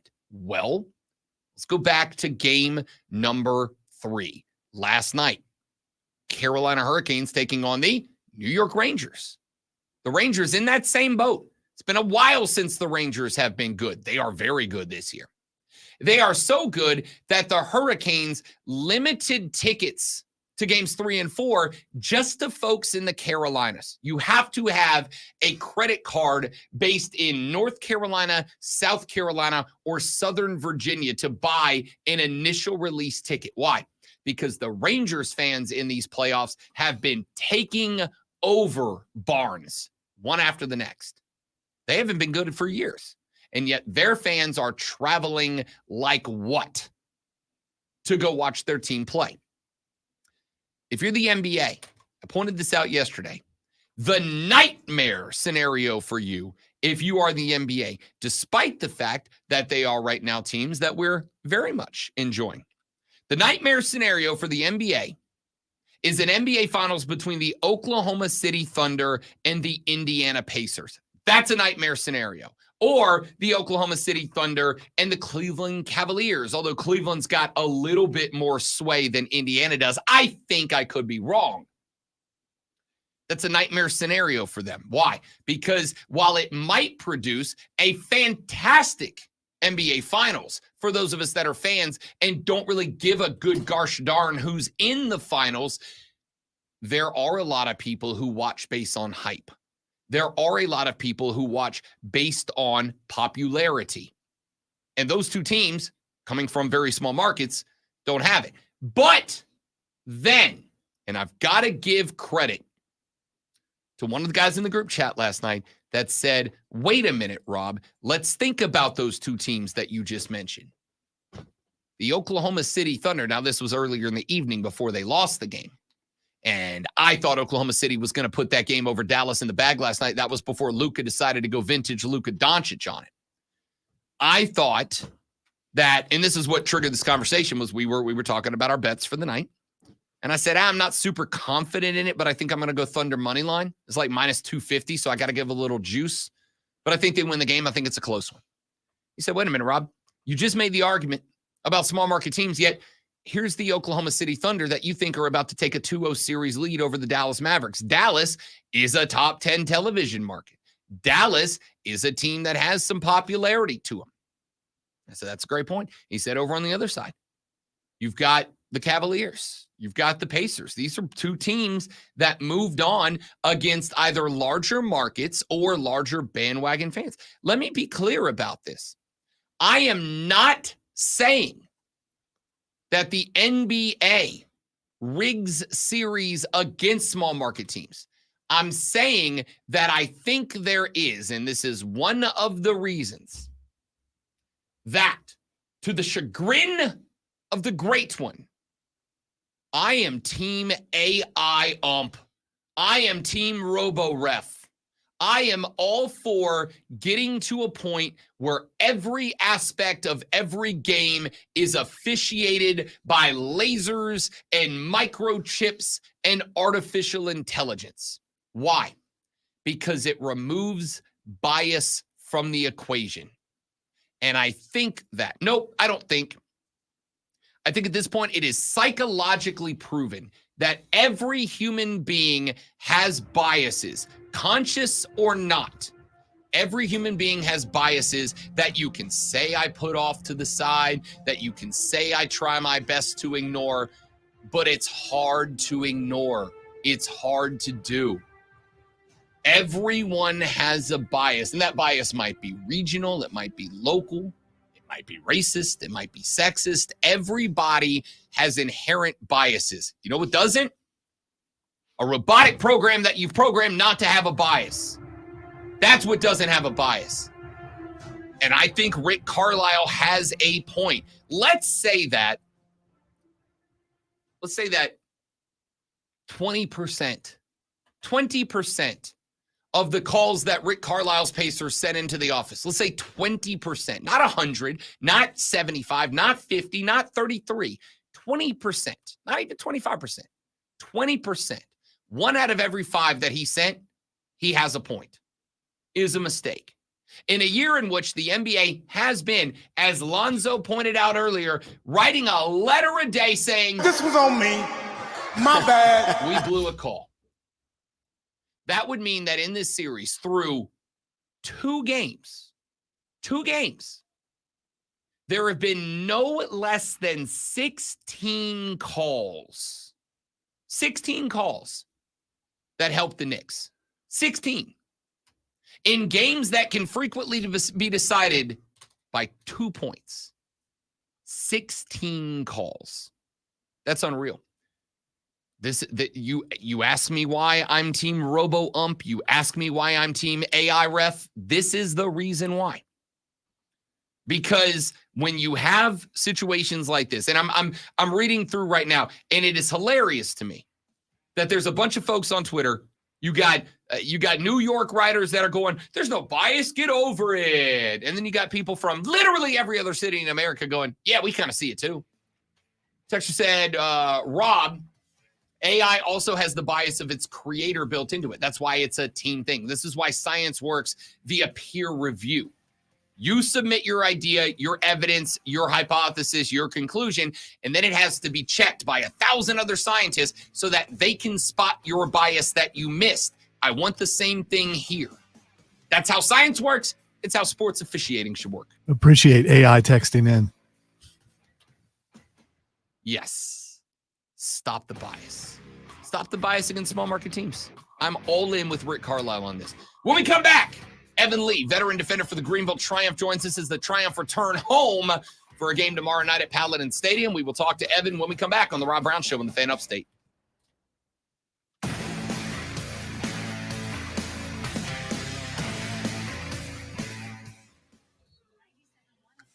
That bumper goes kind of hard. Yeah, and then someone had music on the liner, so I had to turn it down.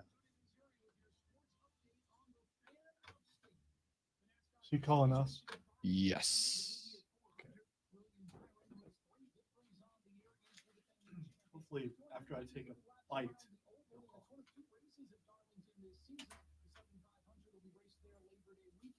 Well, bro.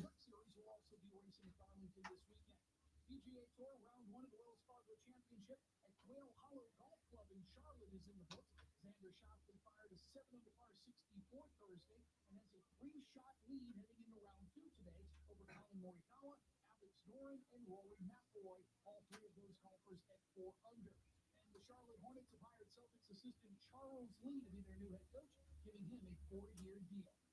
Download the Odyssey app and search The Fan Upstate. Then listen anywhere on your phone. I'm Tony Gazzieri, and that's your Sports Flash on The Fan Upstate.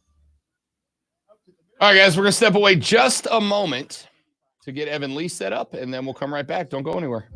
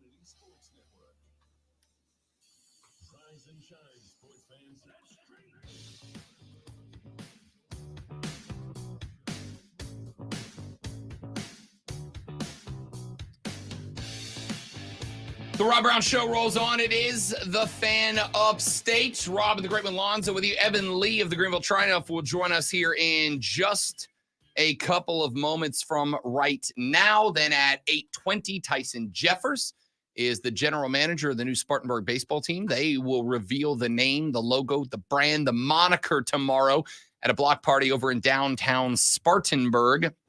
We are looking forward to having Tyson on at 8:20, and then at 8:40 this morning, we will be joined by Rashad Beard, the host of the Panther Nation podcast, coming by to talk a little bit of Carolina Panther football. First team in the NFL to sign their entire draft class. I gave you some thoughts on that earlier in the show. We'll get Rashad's thoughts on that coming up in about an hour from right now. But before we go to any of that, we go to the phone lines and welcome in a young man who has been with us on the show a handful of times, and he joins us one more time again as the Greenville Triumph gets set to take on Tormenta in what has become a bit of a derby the last couple of years. Veteran midfielder for our Greenville Triumph, Evan Lee, on the show with us. Evan, what's up, big fella? How you feeling, brother?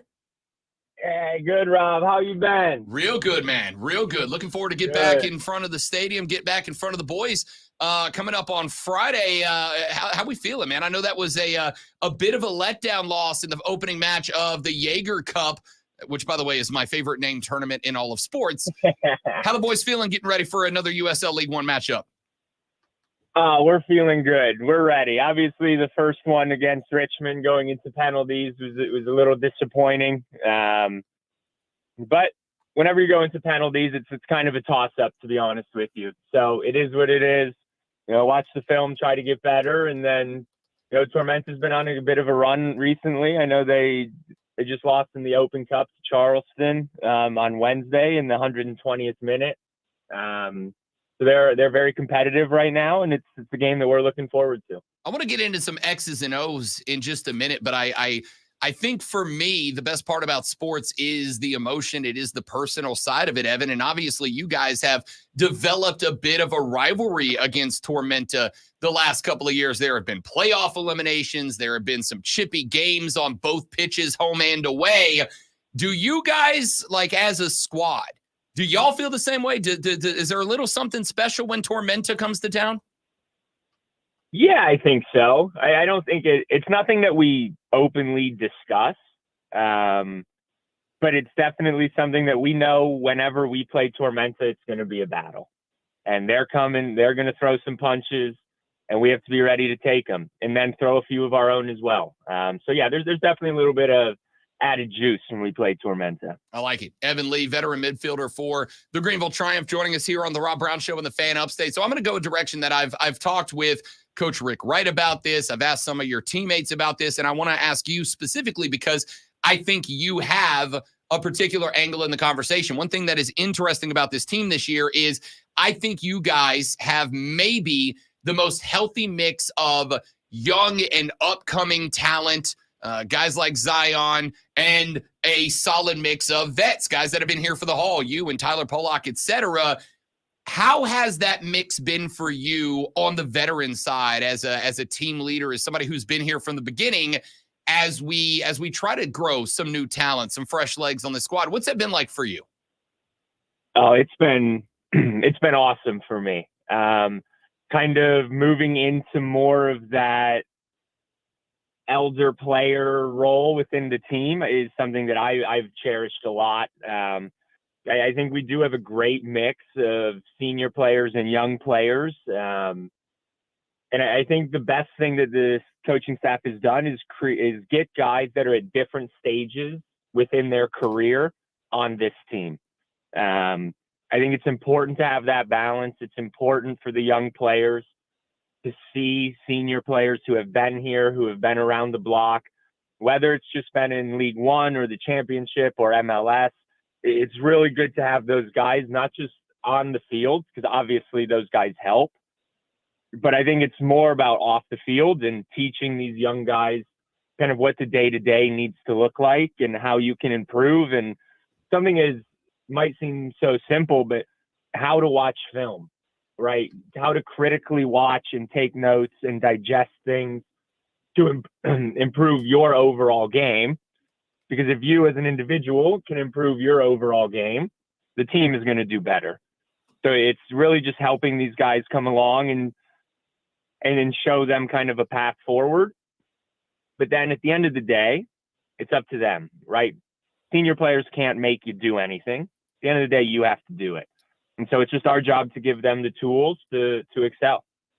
Rick brought that up, and it was really interesting, and I'm glad you hit on that point, Evan, because it was something that Rick really hung on as well, which is with the veteran guys, it's as much about the training room and the dressing room as it is game day out on the pitch, because at the end of the day, when you guys are out there, when there's 11v11 and Rick can't be out there kind of making every single point, it is what you do in the dressing room, it's what you do on the training field that's going to dictate what you do on game day.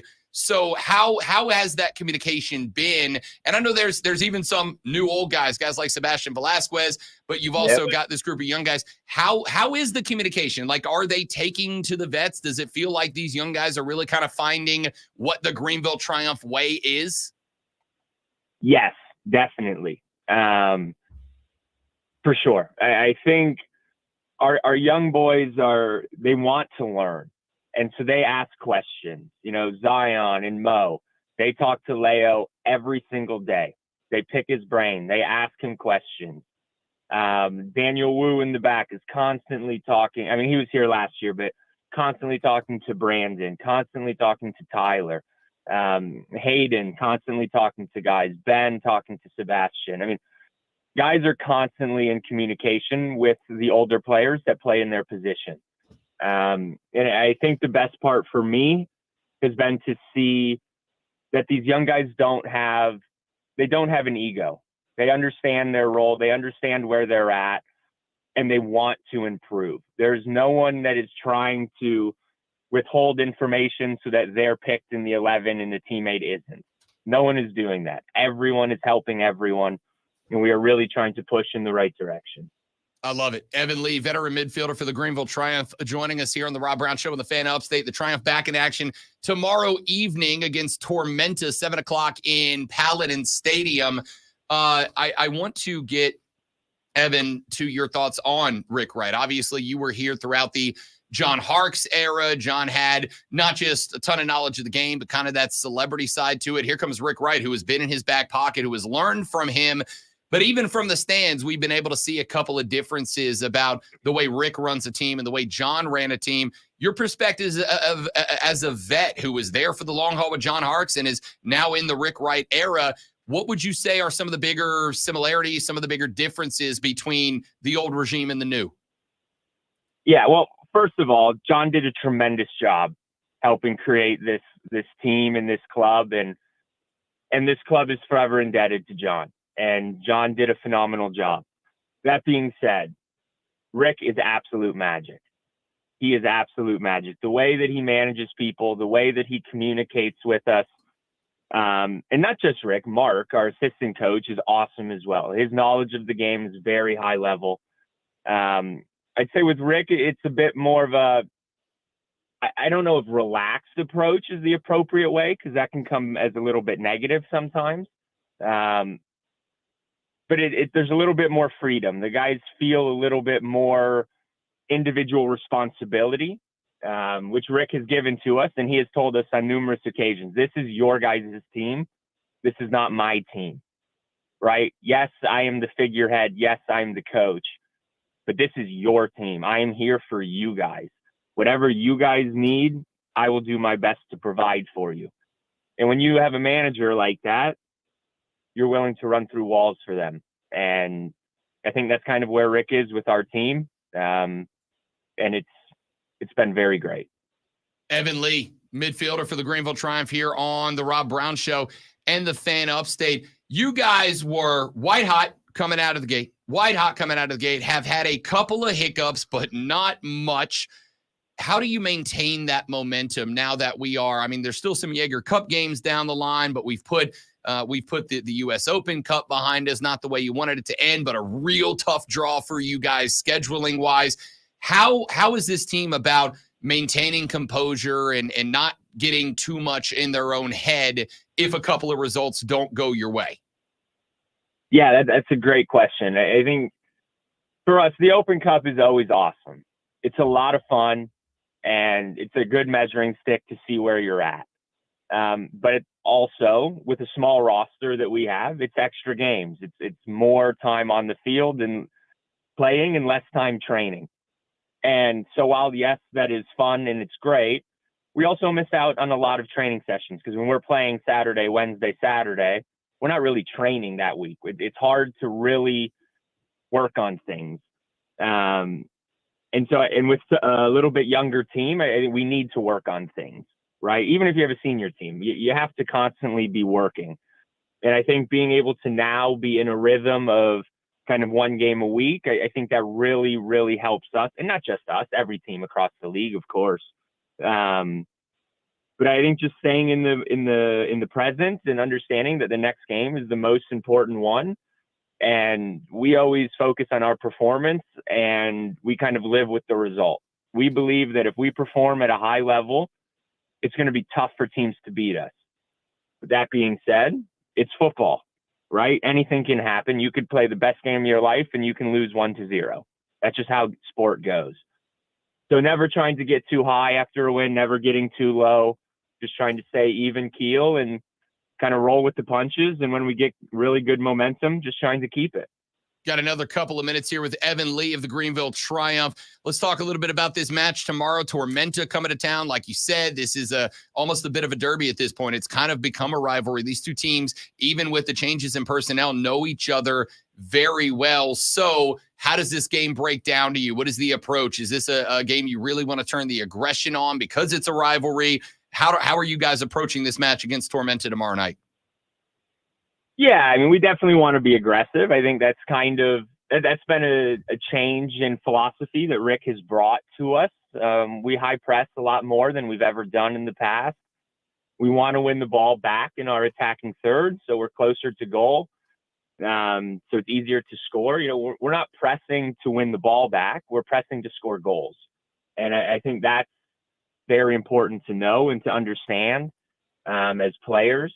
And also, they just played 120 minutes on Wednesday. So with travel, right? They were away at Charleston. Now they're coming here. And you can't underestimate the travel. Travel takes a lot out of you. And so, yeah, we want to get on the front foot early, hopefully get a goal or two pretty quick, and then kind of maintain the game from there. Evan But they're Lee, not going to come out and just roll over. They're going to come out and they're going to play aggressive. It's going to be a good one. I love it. Looking forward to it. Evan Lee, veteran midfielder for the Greenville Triumph. Last one before we let you get back to work, big dog. I love talking about this because I think one thing in all my conversations with you and Tyler and the vets, with Zion and some of the young guys on the team, one thing that is obviously true across the board is we're all soccer fans. We all are enjoying the explosion, the growth in popularity in this game, not just nationwide, but really here in Greenville. Clemson soccer has won a national championship in the last couple of years. The Liberty are growing in attendance every single season. For you as a player, have you noticed that growth of the game across the upstate, across South Carolina, and what has been your reaction to that, if so? Yeah, I have. I mean, it's been great. I think also with us, switching our training grounds over to Mesa, where CISA is kind of headquartered, and being around more of the community on a day-to-day basis, I think has really shown that as well. I mean, obviously you see bumper stickers everywhere, you see billboards everywhere, and that's something that's great. And it's our responsibility as players to help grow this game, right? Just as much as it's the Liberty's responsibility to help grow this game, right? We're all in this together. And yes, we are professional players, but we're also ambassadors for the game of football, and not just to ourselves and to our families, but to the communities that we serve. So at the end of the day, right, we're just entertainment at the end of the day. And we're just here to entertain people, try to give people a good night out. Win, lose, or draw, it's our responsibility to push this game forward, and it's something that we don't take lightly. And I think we're going to keep pushing to get more and more people in the crowd, because it's obviously the more people, the more fun it is for us. So we're trying to do our part and make this thing really take off and really make something awesome here happen in Greenville. Evan Lee, veteran midfielder, Greenville Triumph. The Triumph back home tomorrow evening, where they take on Tormenta FC at 7 p.m. in Paladin Stadium. Evan, my guy, so good to have you back on the air, bud. I appreciate it, man. Let's do it again soon. Yeah, thanks for having me, Rob. Enjoy the day. You know it. Absolutely. We'll see you out on the pitch tomorrow. Evan freaking Lee. That's my guy, man. That dude's the best. Every time I see that guy, man, he's one of those cats that's never in a bad mood. And I'm going to say this. Guy might have the best hair in football. I mean, it's just, so it is always perfect. There's never a piece out of place. He's kind of got like the short, spiky look. Never a piece out of place. That man could play 120 minutes of football, and he comes off the pitch looking like he's ready for a photo shoot. It's infuriating. It's infuriating. It's the kind of skill you're born with. You can't teach that. You can't teach that. It is infuriating. He's the best, though. Love Evan. Great dude. Appreciate him joining us here on the Rob Brown Show in the Fan Upstate. You know what else I appreciate? The absolute skill, the absolute precision with which Lonzo delivers the sports flash. I was also born with it. Georgia hit 5 home runs and scored 7 in the opening 2 innings in a 14-10 win over South Carolina Gamecocks baseball team last night. Carolina trailed 12-4 in the 6th before scoring 3 and adding 3 more in the 8th, but couldn't find more in the final frame. Game 2 in the series is today at 5:30. The Cleveland Cavaliers pulled even with Boston after a 118-84 win over the Celtics. We call that a blowout. Donovan Mitchell had another takeover game, scoring 29 with 7 boards and 8 assists, and all 5 Cleveland starters scored in double-digit figures. Game 3 is tomorrow night. Hey, tune in. We welcome in your WWE World Heavyweight Champion, Damian Priest, ahead of Raw in Greenville, which is always a good time. Make sure you tune in Monday for that. It's gonna be cool.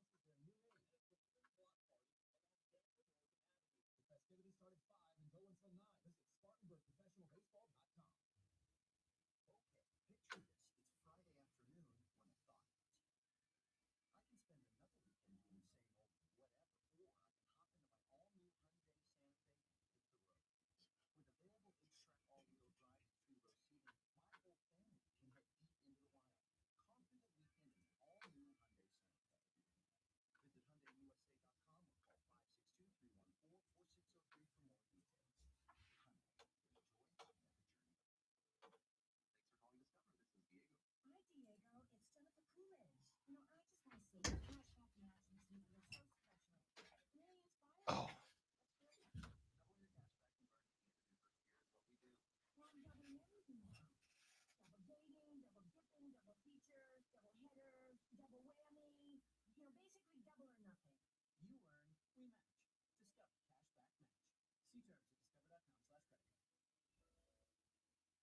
Unique and unlike any other sports talk show.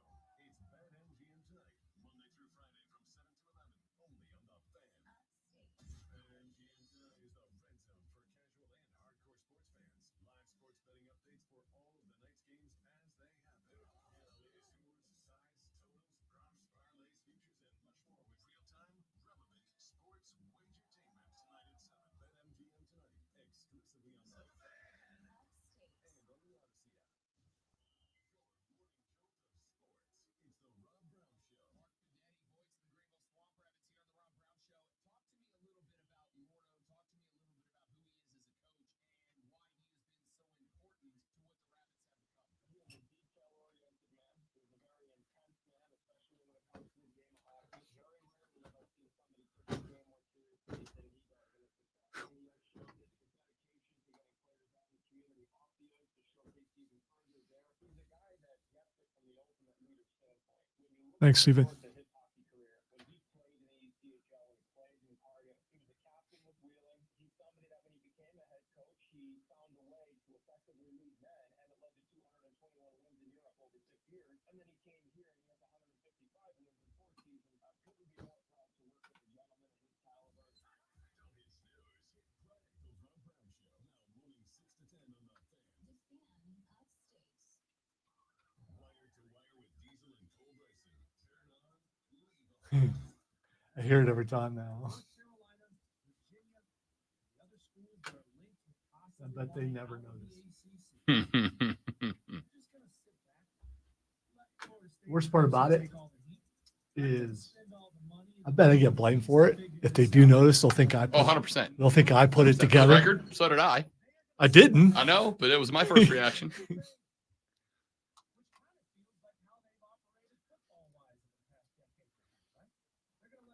That's next level trolling. 100%. Yeah, That's why I thought it was you. Yeah, but I also know when to pick my fights. At least most of the time I do.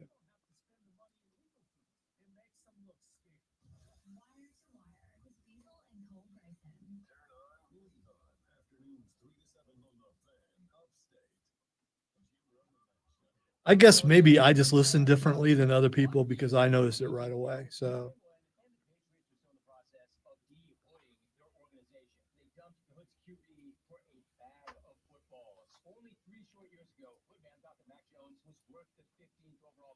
guessing the Pats thought they would get more, but the dude had to go, so they were going to take whatever they could get because all they got was a 6th-round draft pick. Jerome in the jungle at noon. The Fan.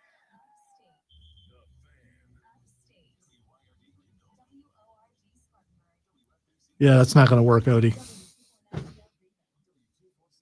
Odie is telling me that I should demand you come on the show tomorrow.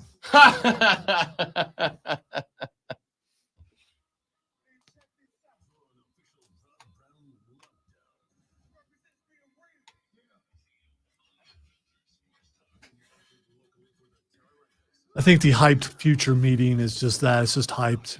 It'll just be a whimper. Buddy and I are going to end up being the tag team you never knew you wanted to go up against. I ain't scared.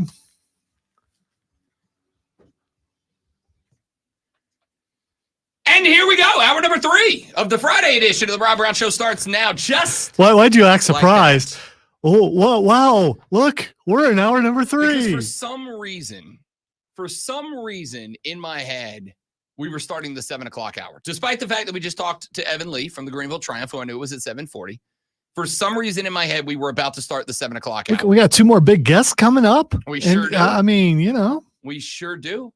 We got Tyson Jeffers, GM of the new baseball team over in the Berg, joining us in the next segment as they get set to reveal the name and the brand coming up tomorrow at their block party in downtown the Berg, Sparkle City. Here come the Dazzlers. Look out. Can't wait. I'm on board with the regiment as well. One of the two. I'm good either way. It's not happening. Neither one of those are happening. Then, coming up at the end of this hour, Rashad Beard of the Panther Nation podcast will join us on the radio program. Missed out on Rashad yesterday because he had his real job. Obviously, there was some overseas super secret spy work that had to be done. Sometimes you get delayed. You can't make it back into the United States fast enough. It happens. That's it. So we'll get Rashad coming up in about 40 minutes from right now. We'll talk Panther football with him.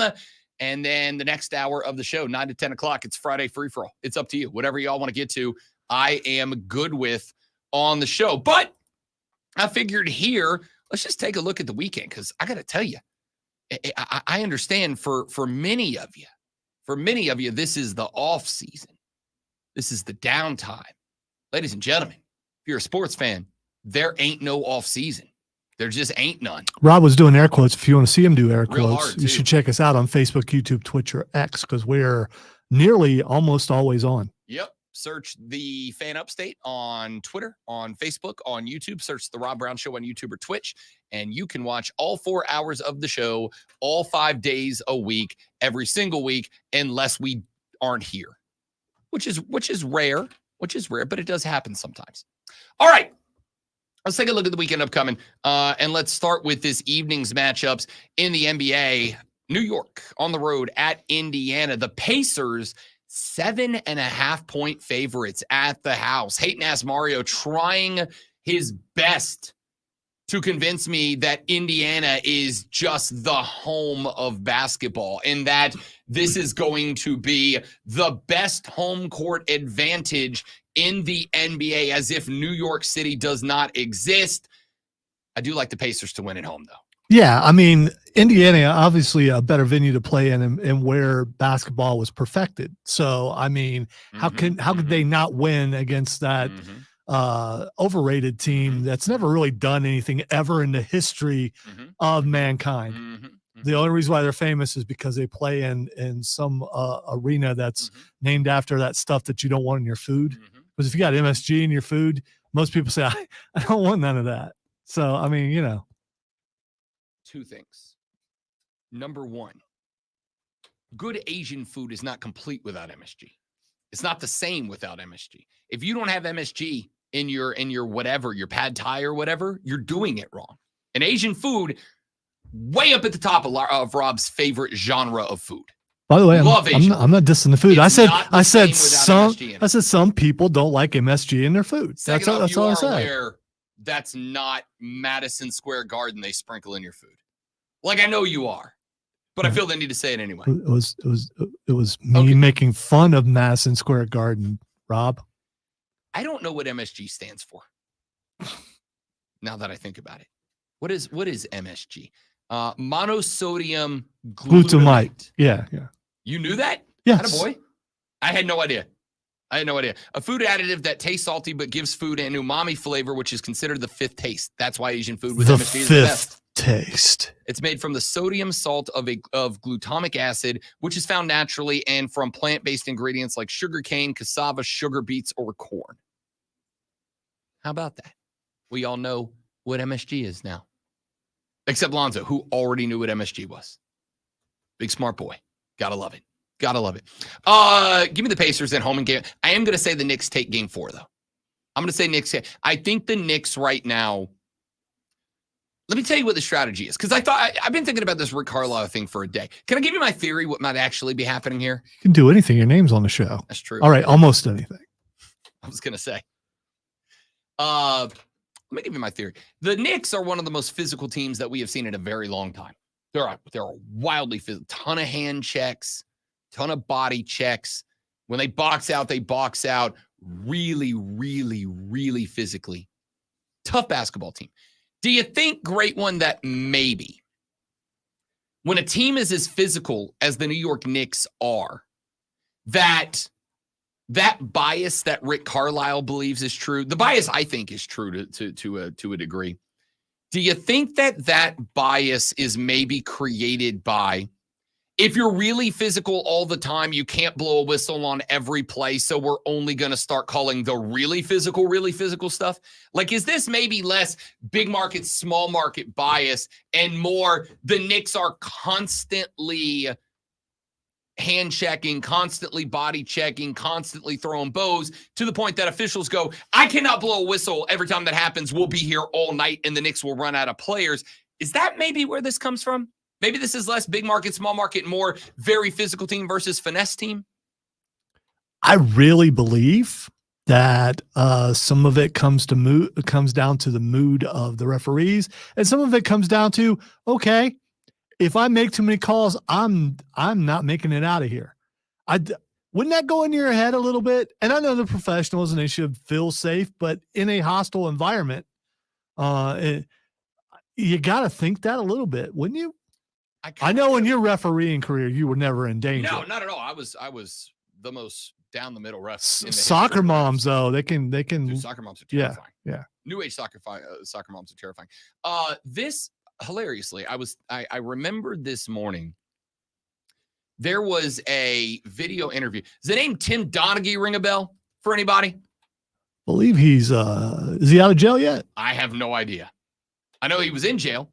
And I know that Tim Donaghy, for those of you that do not remember that name, Tim Donaghy was the referee that got busted a handful of years ago to basically admitting to rigging games. He was the one that really caused a lot of the controversy about gambling in sports. There was an interview that he did at one point where he was talking about a story with Allen Iverson.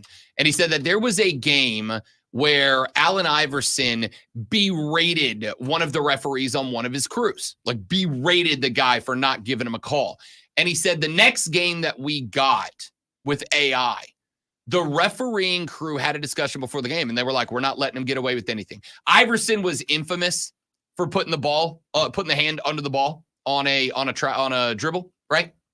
And they said, we're going to call that. We're going to call that a travel. And for the record, it is. You mean a carry? Yeah. Where he's carrying. Carry. By the way, Tim Donaghy is out of jail. But the first thing that came up when I checked for that was a quote from someone named Scala saying, if organized crime wanted to hurt Donaghy, he wouldn't be around today. Oh, yeah, for sure. That's the first thing that popped up. Yes. I honestly, if there was some connection to that, then Tim Donaghy did the thing you're supposed to do, which is not open your mouth. You just take the punishment. He ain't no rat. Take the time. He's not a rat. Yep. You just take the time. He's not like Carmine. Yep. Punk.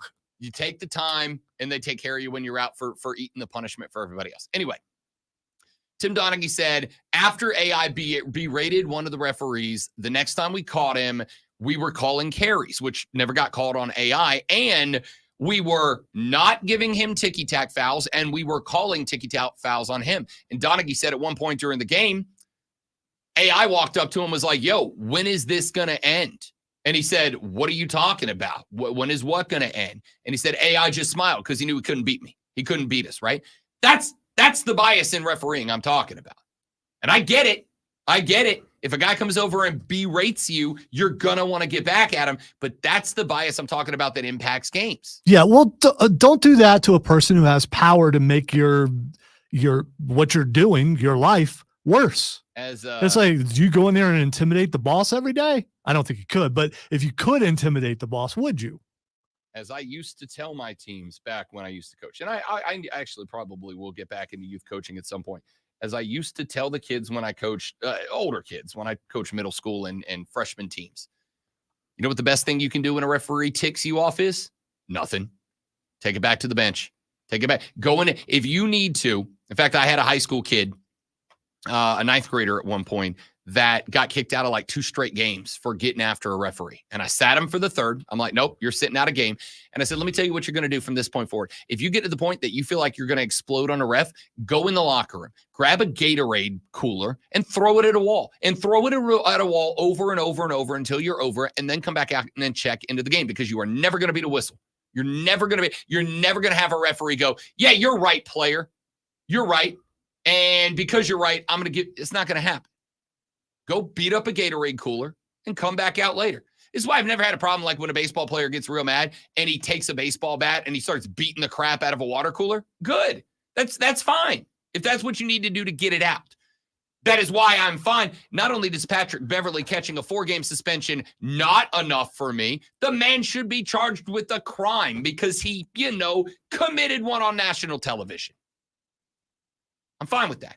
But if you're Rick Carlisle, as much as I actually agree with Rick Carlisle, if you are Rick Carlisle, do you know what you have just done to your Pacers for the rest of this series?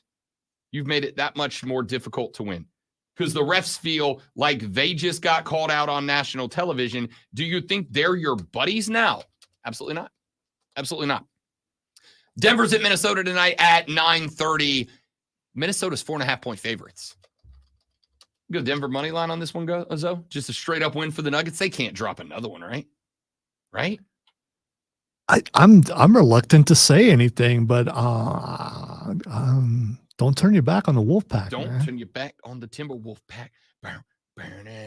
I don't know, man. I don't know. I gotta think Denver wins this game, but then again, maybe I'm overthinking it. Sometimes, as my guy PJ Glasser from the BetQL Network likes to point out, narrative bets are fun because they make more games entertaining, but sports is only great because of how often the narrative is broken. When Cancun is calling, you can't fight the call. Or when Serbia is calling, when your horses are calling. Well, everybody else going to Cancun. He's going home to his horses. So here's the thing. As much as we all love this, I don't care. This is just a job, but I'm going to be as good at this job as I can be, even if I don't love it. Narrative is from Nikola Jokic. I do think he wants to win. I do think Jamal Murray wants to win. I just think that, as we talked about after game 1 and game 2, Minnesota plays outside defense as well as any team in the National Basketball Association. They play perimeter defense as well, if not better, than any of the other teams in this league. They are exceptional. And what they have done is remove Jamal Murray from the equation.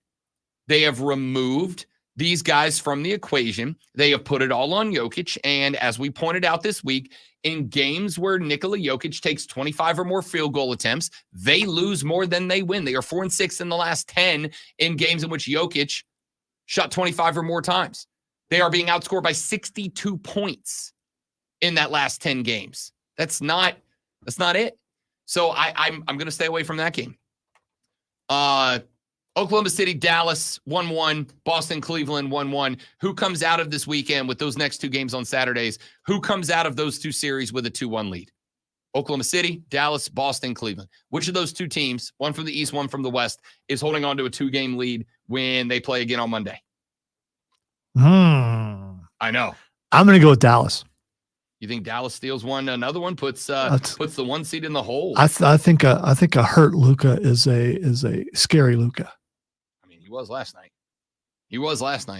He did everything last night. By the way, we didn't even talk about the fact that my man got tripped up and went teeth first into the floor and stayed in the game. It was, his face. I'm thinking, okay, he flopped, and then they showed the replay, and his face hit. Yep, hard.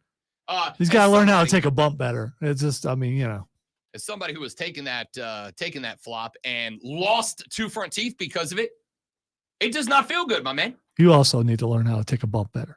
Well, maybe you have, because you haven't done that again. I can go ahead and tell you where not to take a bump. Right on your front 2 teeth. Don't do that. That's real bad. That works out real poorly. Over in the NHL coming up this evening, we have a couple of games. Florida is at Boston. I'm going to tell you right now, Florida is the money line favorite in this game at -125. I'm going to go Boston on the money line. Boston right now is as tough as Florida is. And Florida has, as much as we've talked about Carolina, Florida's kind of embraced that outsiders mentality. They've kind of embraced that mentality of we're the weird team. We're the team nobody thinks should be here. We play a different style of game. And the interesting thing there, Carolina, like I said in that game last night, I think was more concerned about their image, more concerned about their legacy as being a bunch of big, tough boys than they were about winning the hockey game. Florida incorporates that into winning the hockey game. And the thing is with Boston, I don't think Boston is used to having teams hit back the way that Florida hit back in game 2. I don't think that they are used to teams taking shots from Brad, and firing back, punching back. And Florida did. I like Boston, though, because I think Boston in this game amps that up a little bit, catches Florida by surprise. I think this series is coming back to Florida, tied at 2 games apiece, and then give me Edmonton over Vancouver. Edmonton's just a better hockey team right now. Vancouver does lead the series 1-0. I think they were fortunate to get out of game 1 with a win. I think Edmonton is going to level this thing up. Coming up tomorrow, we got the Greenville Triumph at home tomorrow night, the Greenville Liberty at home tonight. I will let you know as soon as I find out where that game is going to be streamed. If you want to check in and watch a little soccer or just come out to Paladin Stadium and watch either and or both of those games the next 2 nights. And coming up tomorrow night in Spartanburg, South Carolina, the name and brand reveal of the brand new Spartanburg baseball team. Tyson Jeffers is the general manager of that squad. He will be there for the reveal tomorrow evening. He will be here on the Rob Brown Show in the very next segment. We'll talk to Tyson a little bit about this block party, a little bit about where the team stands, a little bit about the name and the image that they landed on, and more. And we will do that all when we come back. Tyson Jeffers, GM of the Spartanburg baseball team, joins us in the very next segment of the Rob Brown Show, the very next segment right here on the Fan Upstate. So if we want to, I think I just sent you something on Twitter. Okay. A fight, a breakdown fight before the show is over.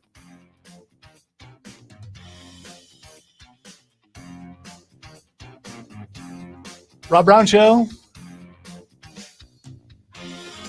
Hey Tyson, we got a couple minutes left in this break, and Rob will be right back.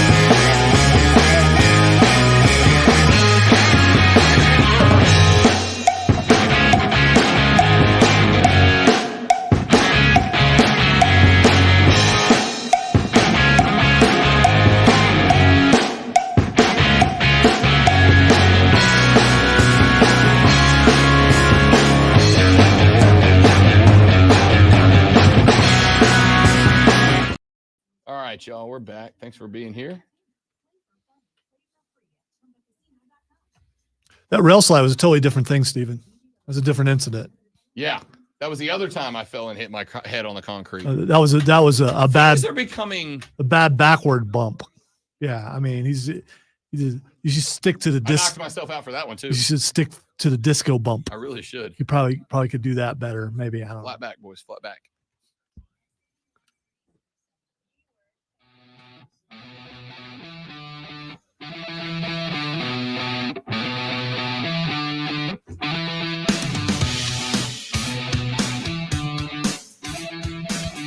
I should count that because I warned you. Anything. But I warned you. You were about to. Never said anything. Why did I do that to myself? Never said anything. I could have been back in the game. Could have been back in the game. But instead, I was a team player.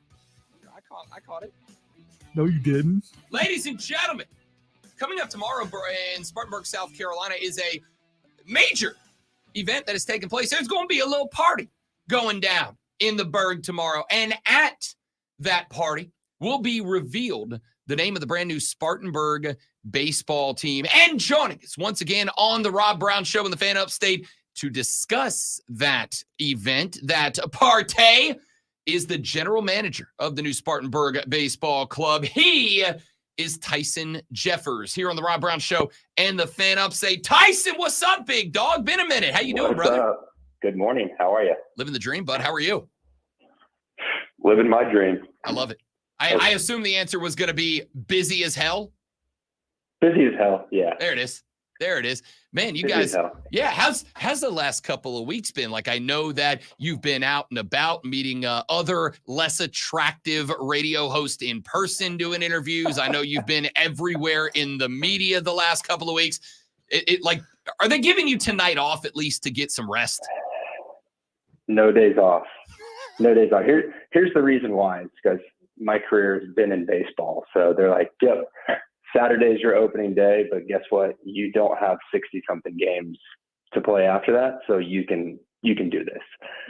So no excuses on my end. I'll be here. My staff will be here. We're pumped about it. We're riding on all that energy that Spartanburg's pumped into us. So we're excited for Saturday.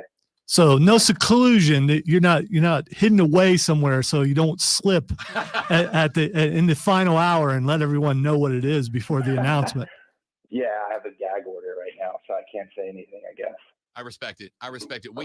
I want you to know, Tyson, the last time we had you on, we asked you, obviously, as I'm sure a million people have, and you gave me what I have called the most polite yet stern, absolutely not go to hell that I've ever gotten on the radio. And we made a promo out of it. It was so good. So well done, man. I haven't heard it. You should play this for me. I didn't even know that. Yeah, we might have to dig it up. Tyson Jeffers, GM of the Spartanburg Baseball Club, joining us here on the Rob Brown Show and the Fan Upstate. I want to get to the block party tomorrow, but obviously we want to update the folks about kind of where we are in terms of progress on the stadium, progress within the club as far as personnel staffing and all that. So could you give everybody just kind of a general update as to where you guys are as we get prepared for next baseball season and the debut of the club? Yeah. Starting with construction. If you come on Saturday, I mean, we're doing the event right outside the fence of Fifth Third Park. So you can see the progress that they've made in the last several months. The entire lower bowl is almost completely done. They're about to start shooting the sticks up and building the suite and the club level. So it's all coming together, and day by day it changes in a positive direction. And knock on wood, everyone is telling me that they are still on time. So April 25, we'll open the gates and throw our first pitch. So that's exciting. Because of that and because of the pace and everything's looking good, we've gone live with season ticket deposits. So people can go to our website right now. It's SpartanburgProfessionalBaseball.com. If they're interested in season tickets, they can put a deposit down. That's going to put them on the list for us to call. And when we get the manifest locked in, we'll start reaching out to people and letting people choose seats. So things are moving along. And then Saturday, the name is finally out there. I don't have to make the Washington football joke anymore because we will have a name. So we'll have a name, we'll have a brand, we'll have merchandise, and we'll be rocking and rolling with all of that too. Tyson Jeffers, GM of the Spartanburg baseball team here on the Rob Brown Show and the Fan Upstate. What has the fan reaction been? I know for at least in my experience, since we've been talking about it, since we've had you on the show a couple of times, and we asked the community, what do you want the name to be, et cetera, and we've gotten a real good response. A lot of people seem to be very excited over in the Berg from a team perspective. Now that you guys have opened up, getting your name on the ticket list, et cetera, how has the fan reaction been? What's the discussion with you guys from the community? Yes, it's been unbelievable. I've said it from day one. I've never been in a market that's felt this energetic about something, especially about baseball and a team. So it's really harnessing that energy and making sure that we're doing good things for the community and servicing them. And I know that we're going to provide a great experience. And that starts with Saturday. Our goal with Saturday is to create an experience and entertainment that as closely models and replicates what we will do in Fifth Third Park, minus the baseball, but all the other pieces, including fireworks, will exist. So that's why I hope everyone has the opportunity to show up and support it and be part of it, because it gives them a little preview and a touch point of what they'll experience when we are playing baseball and we are opening the ballpark. Tyson Jeffers, general manager of the new Spartanburg Baseball Club here on the Rob Brown Show in the Fan Upstate. Let me tell you that something that jumped out to me, Tyson, and I, as somebody who has worked on both sides of the industry, I've worked in a club, in public relations, in marketing, et cetera. And now I work obviously on the other side here in the broadcasting world. One thing I appreciate about the upstate community is how important being involved in the community is to most of the professional teams in the market, whether it's the Triumph and the Liberty or the Swamp Rabbits. Like, you see them out and about doing stuff.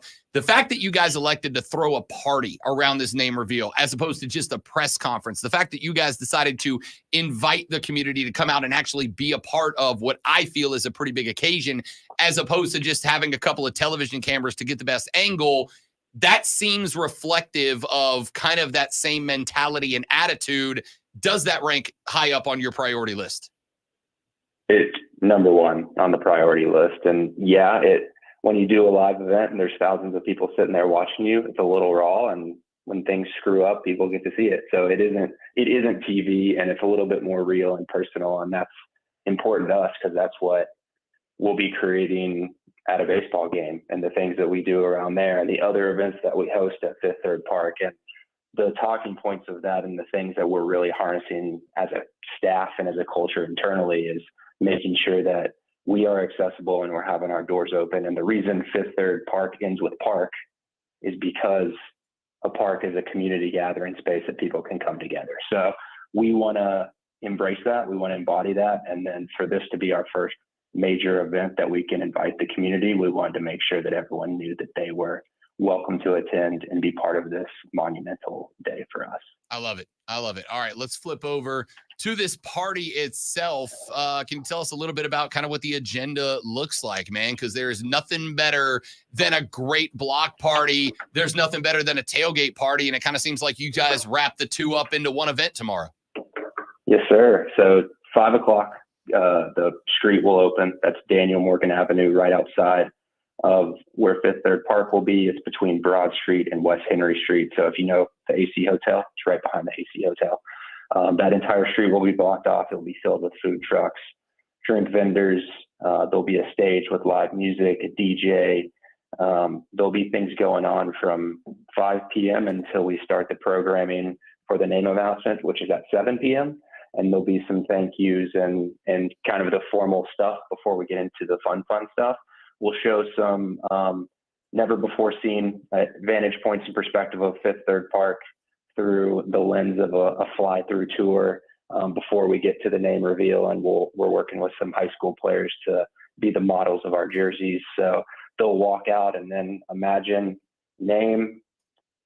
There'll be some theatrics that go along with that. After we announce it and show the brand, the walls of the merch tent will drop, and people can start buying T-shirts, jerseys, hats, all the little knickknacks that you can think of. And then part of that, we're working with Silver Crystal, and they do a lot with Major League Baseball and other professional teams, but they are the top tier customizers of jerseys, and they will be on site to put anyone's name and favorite number on the back of any jersey that they purchase. So it's going to be a lot of fun. Oh, and some people might even just be coming for 9 o'clock when we shoot fireworks. So we will do what I call a July 4th-esque fireworks show, which is a super show, which is going to be pretty special and impactful. And again, wanted to incorporate the different experiences that someone might see at the ballpark into this event, and that's definitely one of them. I love that. Tyson Jeffers, GM of the New Spartanburg Baseball Club here on the Rob Brown Show in the Fan Upstate.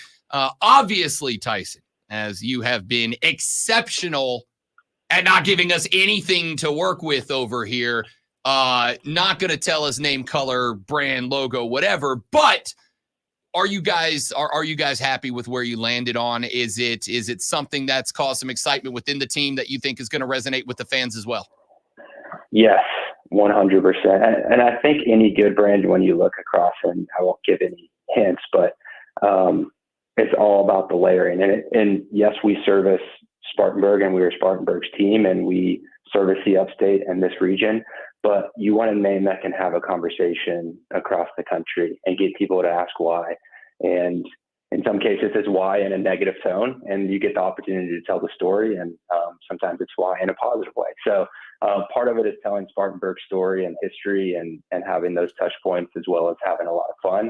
And the brand and the logos themselves embodying the personality that we as a team should have and the culture that we should create. And that's one of fun and of personality and of an excitement and of happiness and of family. So it's all about those things coming together and being a visual representation of that, both in the name form as well as in the logo form. And I think we achieved that. So what you're saying is this is not going to be boring.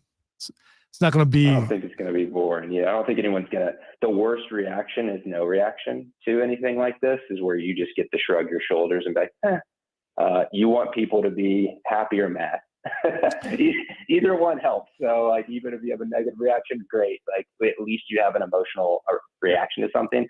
It will create an emotional reaction, which is what we want. Well, see, Rob is he's your emotional reaction guy. He will buy something from across the country because it's a lot of fun, it's cool, whatever. So people are going to be able to do that. They're going to look at this logo and look at this name and go, I got to have some of that merch, even though I don't live anywhere near South Carolina. Yes, this is the goal of this brand, is to be a national brand, and our viewpoint of that is that spreads the story of Spartanburg and upstate South Carolina, and that's an important piece for us. Tyson, is the main color hot pink? Just tell me it's not or it is. That's all I want. Is it hot pink? Not hot pink. Maybe a shade of pink, but it's not. Oh, no. Yes! No, look at it. Yes! Look, he said maybe. He said maybe. I'll take a maybe, Lonzo. He's not going to give it up now. If you ask the pretty girl on a date and she says maybe, that's not a no, man. Tyson Jeffers, GM of the New Spartanburg Baseball Club. And I got to say, that's the closest we've gotten to any hints or information so as far as you know. He's pretty clever. Tyson, are you screwing with me? I might be screwing with you. There it is. I knew it. Man, see? I might be, but there's always a might in front of it. So it's not a no, but it's not a yes either. I like it. I like it. Spartanburg Baseball Club introducing their name, and are we gonna get mascot logo? Are we gonna get that as part of the brand reveal tomorrow? There are characters within the style guide and what we've created. They will be characters that you see represented throughout the ballpark in our experience. We will introduce a primary mascot in the future. So that won't be tomorrow. That will come here in the next couple months. So give us another opportunity to do another event. I have a new favorite couple words style guide.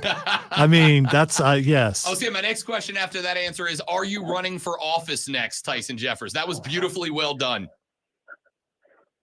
Would you vote for me if I did? I mean, it depends on how good the logo is, I guess. Yeah, I guess. So you can tell me on Saturday if you'd give me a vote. Tyson Jeffers is the general manager of the New Spartanburg Baseball Club. Tomorrow, 5 to 9, right by Fifth Thirds Park. They are doing the brand reveal, the logo reveal, the merch reveal. Yeah, gonna need that. And then a fireworks display to cap it all off. Tyson, my man, appreciate the time, brother. Great to have you on the show. And we might have to run it back next week once everybody knows what it is to talk about it. Let's do it. I appreciate you guys. Anytime, bud. Anytime. Tyson Jeffers from the Spartanburg Baseball Club, the general manager here on the Rob Brown Show and the Fan Upstate. Pink. It's coming. It's coming down the pipe. He's messing with you. He's hit it all this time. Wait. Why would he give away a color at the no. It's just one. It's like a little appetizer, like a little tease, like a little taste. Yeah, he got you excited, but He did get me excited. I hope there's no pink anywhere near I it. hope the whole damn jersey's pink at this point. Hey, when we come back, Rashad Beard of the Panther Nation podcast is going to join us to talk Carolina Panther football right here on the Rob Brown Show, right here on the Fan Upstate.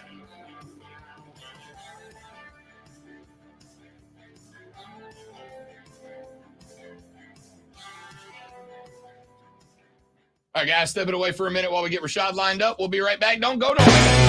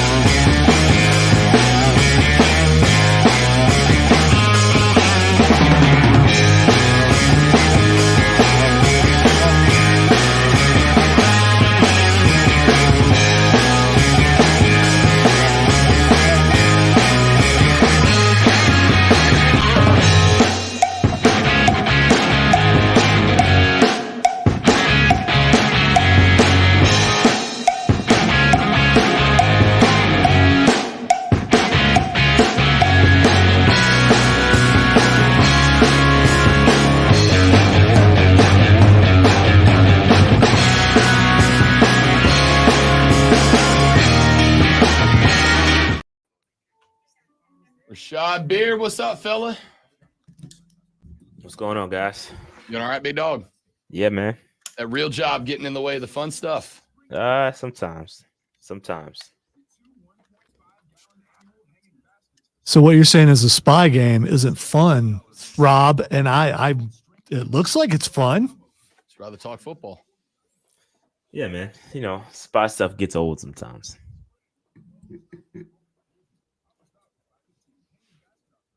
Sometimes you just want to take the suit off and put all the gadgets away and just talk Just football. want to talk football. Yep.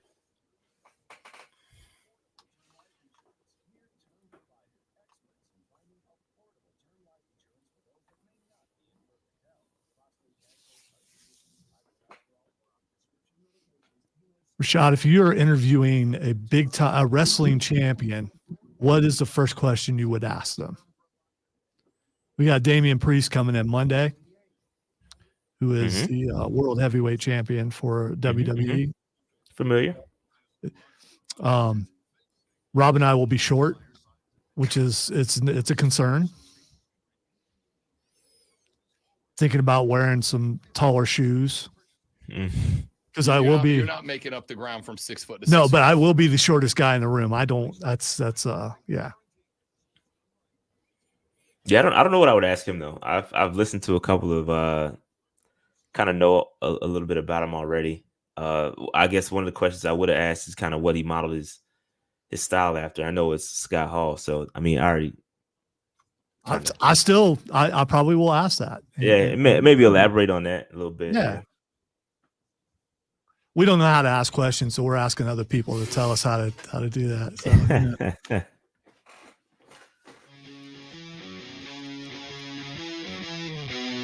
The Rob Brown Show back on your radio. It's the Fan Upstate. Coming up the next hour is a free-for-all Friday hour. Whatever y'all want to get to, I'm all good. But this segment, we normally do on Thursdays. However, Hey, Rob, Do you think Rashad has Dan Morgan stare in him? I don't know. We're about to You find think out he because we're does? about to talk about Dan Morgan with Rashad Beard, the host of the Panther Nation podcast. Ordinarily joins us on Thursdays, but he was caught up gallivanting the world yesterday, doing important stuff, so he makes his appearance today. What's up, fella? How you feeling?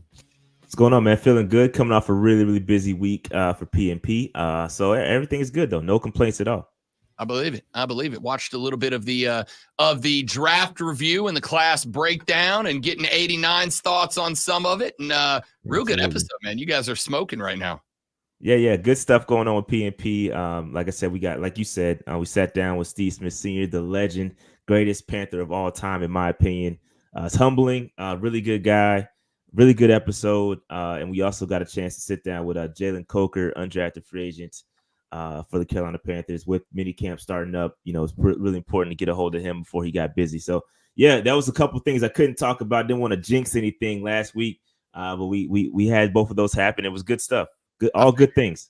I guessed 89 was coming back because the first one y'all did last year was good. I was like, 89's coming back. It's got to be. So good job. Well done on that. What was, and I'll ask you to tell the people, what was his hit? What was his miss? What was his high? What was his low from the draft class? So I think one thing that was very interesting for me, and he kind of flipped me on, was Shaw Smith Wade, the cornerback that we took. I was a little low on him.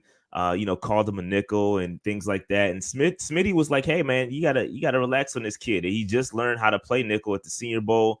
Talked about some of his tape going back in the Pac-12, playing up against, or Pac-2 or 2-pack now. So he hyped him up a little bit. And so that's a guy he really kind of flipped me on. Other than that, he kind of solidified Xavier Legette, talked about some of the things, and he talked to another thing we talked about was the Jalen Coker stuff, and he kind of leveled expectations regarding Jalen Coker and the chances of him making the team. We're all cheering for him, but it's a long, tough road ahead for an undrafted guy. So he kind of level set expectations there.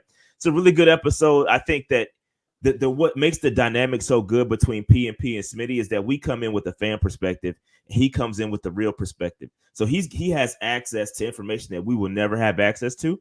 And so he kind of says, all right, guys, this is nice, but this is kind of really what goes on behind the scenes. And so this is why some of the moves are being made. So if you're somebody wants to know a little bit more about the game and why some of the decisions are made, it's a really, really good episode. So good stuff. Good stuff.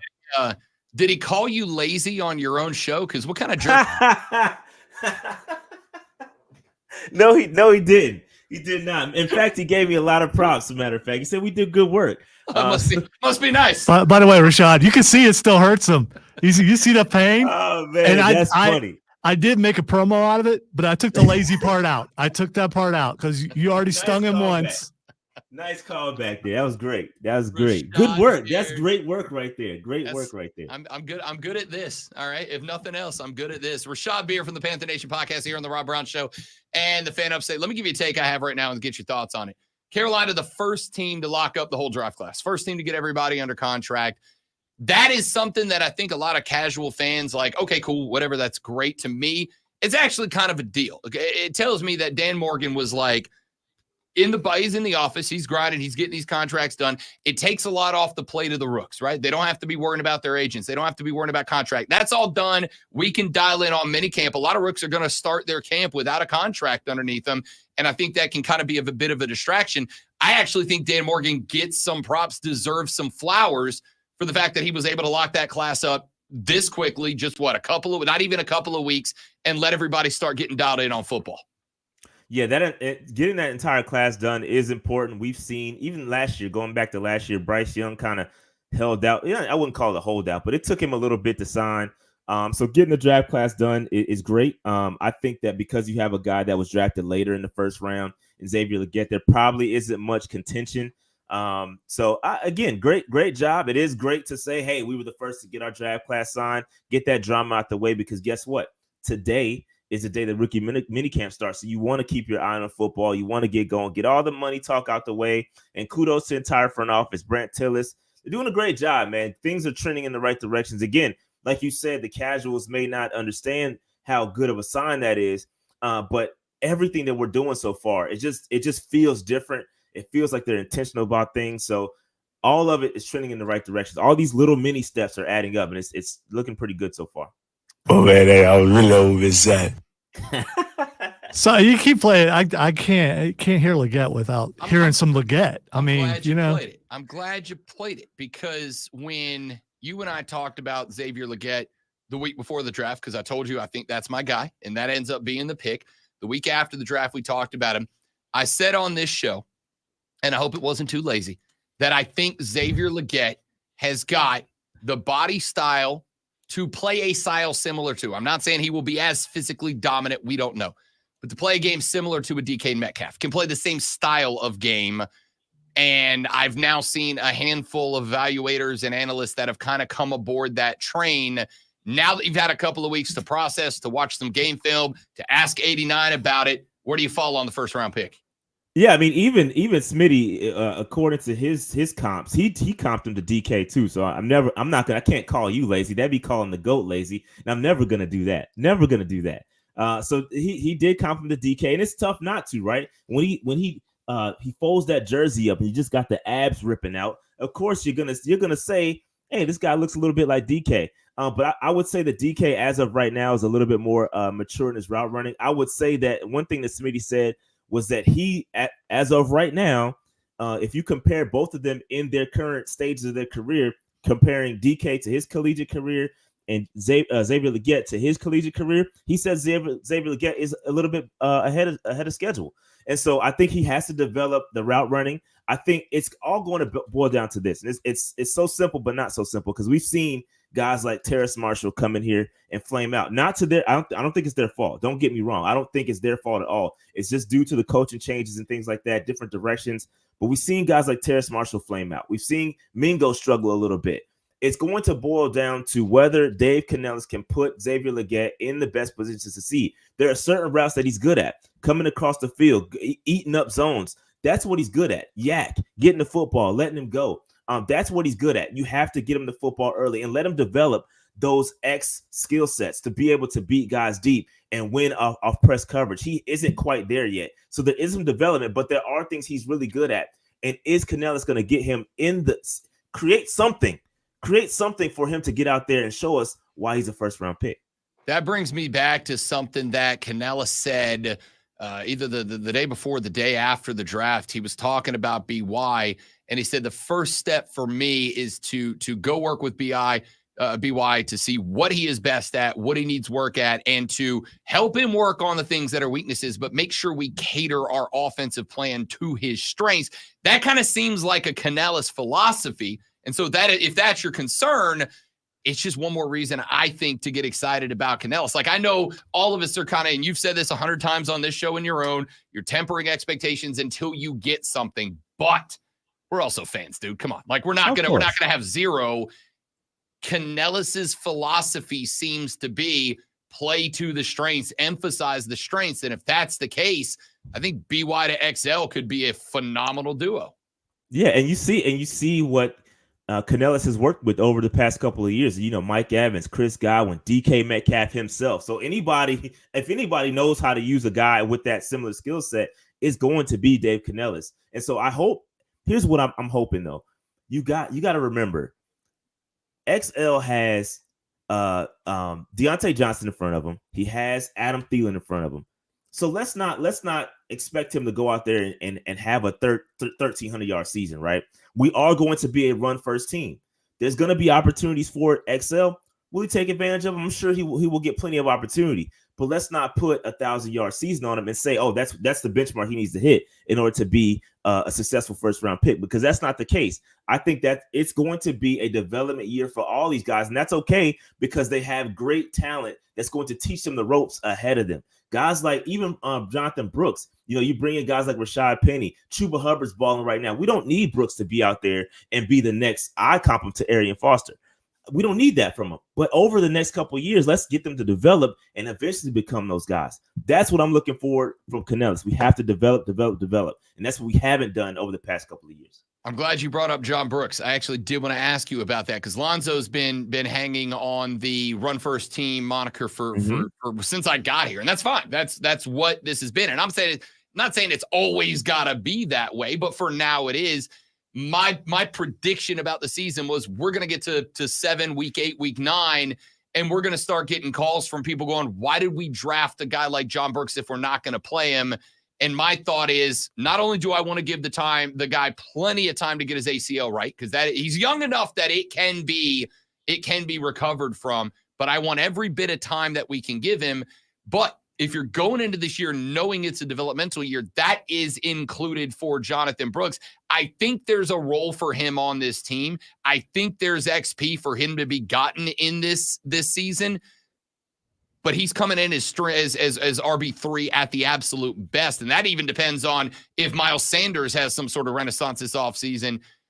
I wonder what the role is, though, like what the quantity of carries John Brooks might have is and what his role on this team is, in your opinion.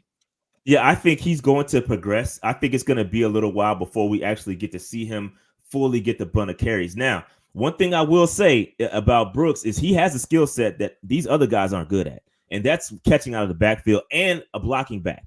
He's really good in pass protection out of the backfield. That is what prevents a lot of rookies from getting on the field early is pass protection. And I said that during this show with Smitty.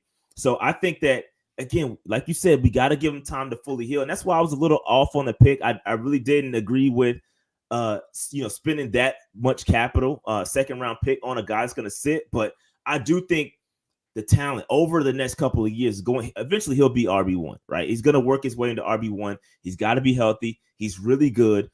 It's shifty out the back. It makes the first guy miss. I think he had like 700 something yards after contact. So he's really good.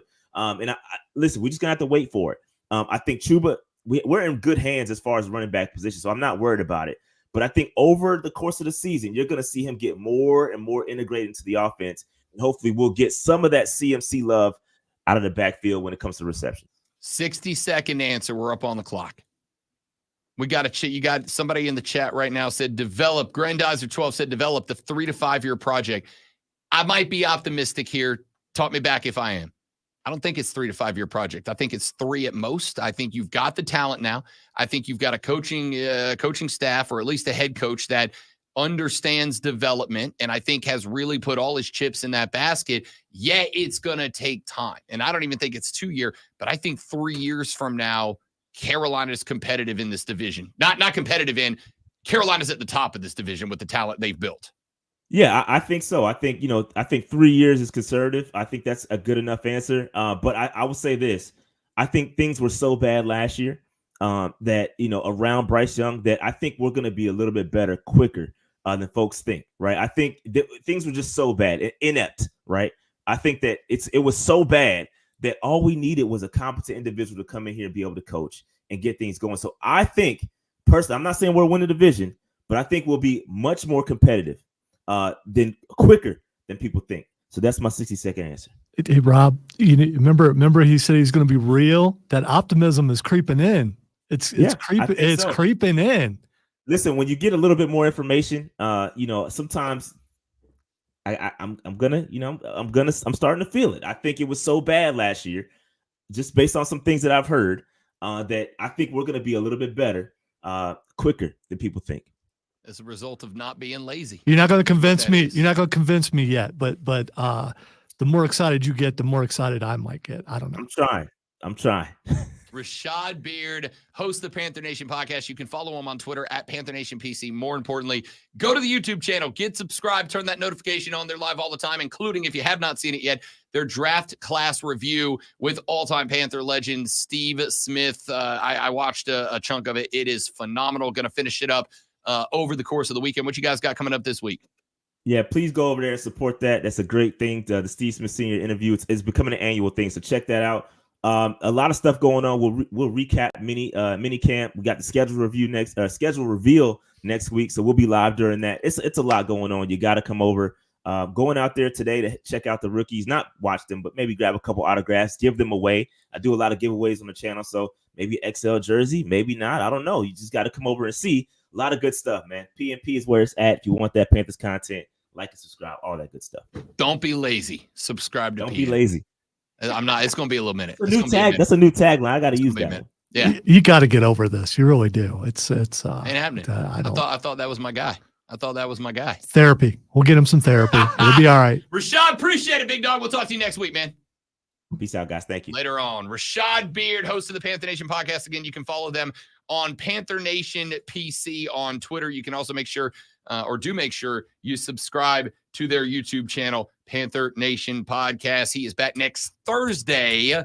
Maybe you're trying to make him feel all guilty and everything. I hope he doesn't feel guilty. I brought that back up, and that man laughed like an idiot in my own face. No, he has a beautiful smile and a beautiful laugh. I don't know what you're doing. It's frustrating. Yeah. It's frustrating. And he burned me to a freaking crisp. Your on my own your show. take right there was lazy. Rashad, I love that guy, man. I love that guy. Know what else I love? When Lonzo does sports flashes. That one was lazy. Yeah, that was pretty lazy. This won't be, I hope. Georgia hit 5 home runs and scored 7 in the opening 2 innings in a 14-10 win over the South Carolina Gamecocks baseball team last night. Carolina trailed 12-4 in the 6th before scoring 3 and adding 3 more in the 8th, but couldn't find more in the final frame. Game 2 in the series is today at 5:30. Game 2 of the Mavericks Thunder series went Dallas's way with a 119-110 win last night. Luka Doncic looked more like Luka, scoring 29 and adding 10 boards and 7 assists, despite being hobbled with a bad knee and just getting beat up all the way around. PJ Washington scored 29, 11 boards. Game 3 is tomorrow evening. Hey, coming up Monday right here on the Rob Brown Show, we are going to have live in studio WWE heavyweight champion Damian Priest ahead of Raw in Greenville. So if you have any questions, make sure you send them our way.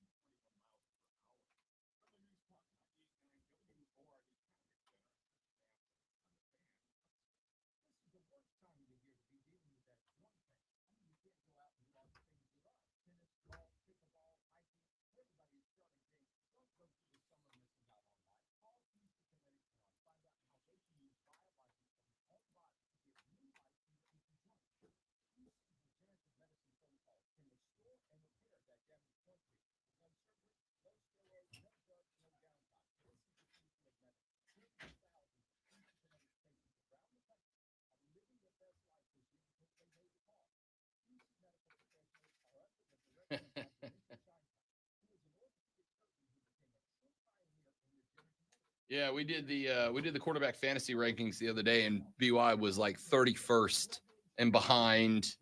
It was 30th. 30th.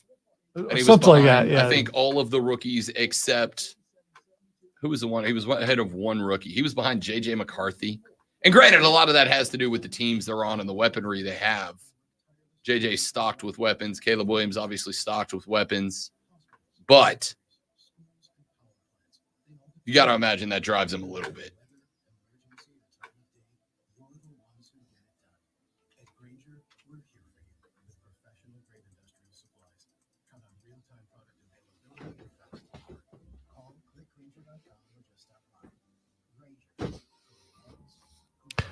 I appreciate it, Stephen. I really do.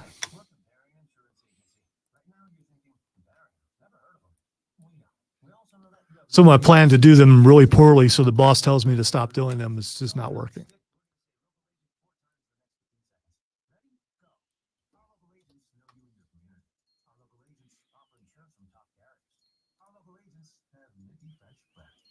Find us at ComparionInsurance.com. Comparion Insurance Agency. Local agents, expert advice.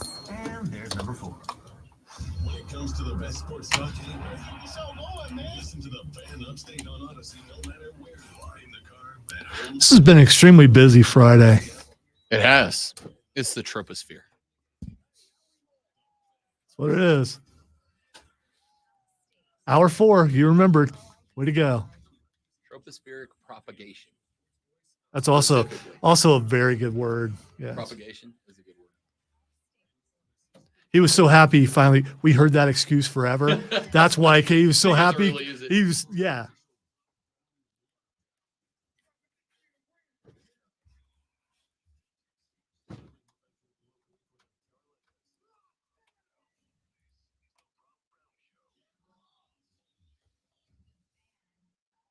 Oh, man, I was really over sad. That'll be great, man. Xavier Legette. Surprised you don't have some Keon in there. I got to tell you, I went through. Here's my thing. Keon's so bouncing off the wall. There's not really like one clip other than I'm Tiger wish he could, not Tiger Woods, which I absolutely loved. You should. Absolutely loved. Oh, no. It's a 2-goal lead for Rob Brown headed into the fourth quarter. It's all right. So we're going to have to fight. That's what we're going to have to do. Because I know I'm losing. I might as well, make you remember me. I blame it on tropospheric propagation. Yes. That's I'm what I going to go with that too. Yeah, I'm really hazy, like the sky outside. So yes. But not because of anything synthetic. I don't know. I'll say you can't see the chemtrails today. I am not very lucid today. Tropospheric Don't do it. propagation. All right. Let's get to some stuff. Here's just a fun thing. It's Friday. I don't care. Here's a fun thing. Or not fun if you're this guy. I'm just so glad you're not doing that thing that you were doing last week at this time. Last week was a long time ago. Yeah, it was also this day last week at this time. A long time ago. Good. It's not going to be a thing anymore. I'm not going to. Oh, you talking about Friday? Yeah, yeah. It's Friday. At least you're not saying that other word. Tropospheric propagation? No, that's okay. I prefer that over the one that was prevalent throughout this week. Look at him racking his brain. What was it? What was it? Start with a G. Gears are spinning. I got nothing. What word? I'm not saying that word. It has to do with hot dogs. Oh, glizzy. There we go. Yeah. I'm getting a glizzy today, as a matter of fact. That's my lunch today. Getting a glizzy. Are you allowed to do that? Hitting the Costco glizzy. Come on, come on. No, I'm not. I'm not getting a glizzy today. I really do want one, though, now that you brought it back up. Hey, all right. So, Free for All Friday, last hour of the week. You guys are in charge. Tell me what you want to talk about. We'll talk about it. Can we not do that? Hey, Stowe, man. Wow. Thanks for doing that on the stream, bud. Oh, you're very welcome. Yeah. Anytime. Yeah. This is noted Greenville. Hey, why fan. don't you give him a double because he needs it today. You need it today? He needs a double. Yes. You having a bad day, are you? Well, now I'm not. Now that He's having a grumpy day. That's what he's having. Don't be grumpy. I can't help it. I can't. It's just my nature. All right. That's done out of love around this it is. building. I know it Yes. is. There is no way to tell a bro you love that bro like the random sporadic bird out of nowhere. I know how this is going to sound and everything, but he smells nice. I don't know what smell good. he put extra on. It's all the way over here, whatever that is. It's probably expensive and British. There is a guy that, and this is something I've done before. It's just for the funsies. There is a cat who made a series of prognostications, took out a futures bet on all of the world champions across the major sports. He took out a parlay that involved correctly selecting the Kansas City Chiefs to win the Super Bowl, the Texas Rangers to win the World Series, and the last parlay bet that he has is the Oklahoma City Thunder to win this year's Stanley Cup. Now, when he made this 3-leg parlay, all put together around the champions, the odds came out to be something to the tune of like 11,000 on the plus side. He's like plus 11,000 in his odds. He threw down $100, and if this bet hits, if the Oklahoma City Thunder were to win the World Championship at odds of, no, I'm sorry, the odds are plus 1,714,500. If the Oklahoma City Thunder win the NBA World Championship, great one, this guy will receive a bet payout of $1,714,600. However, if the Oklahoma City Thunder do not win the NBA championship, he will receive $0.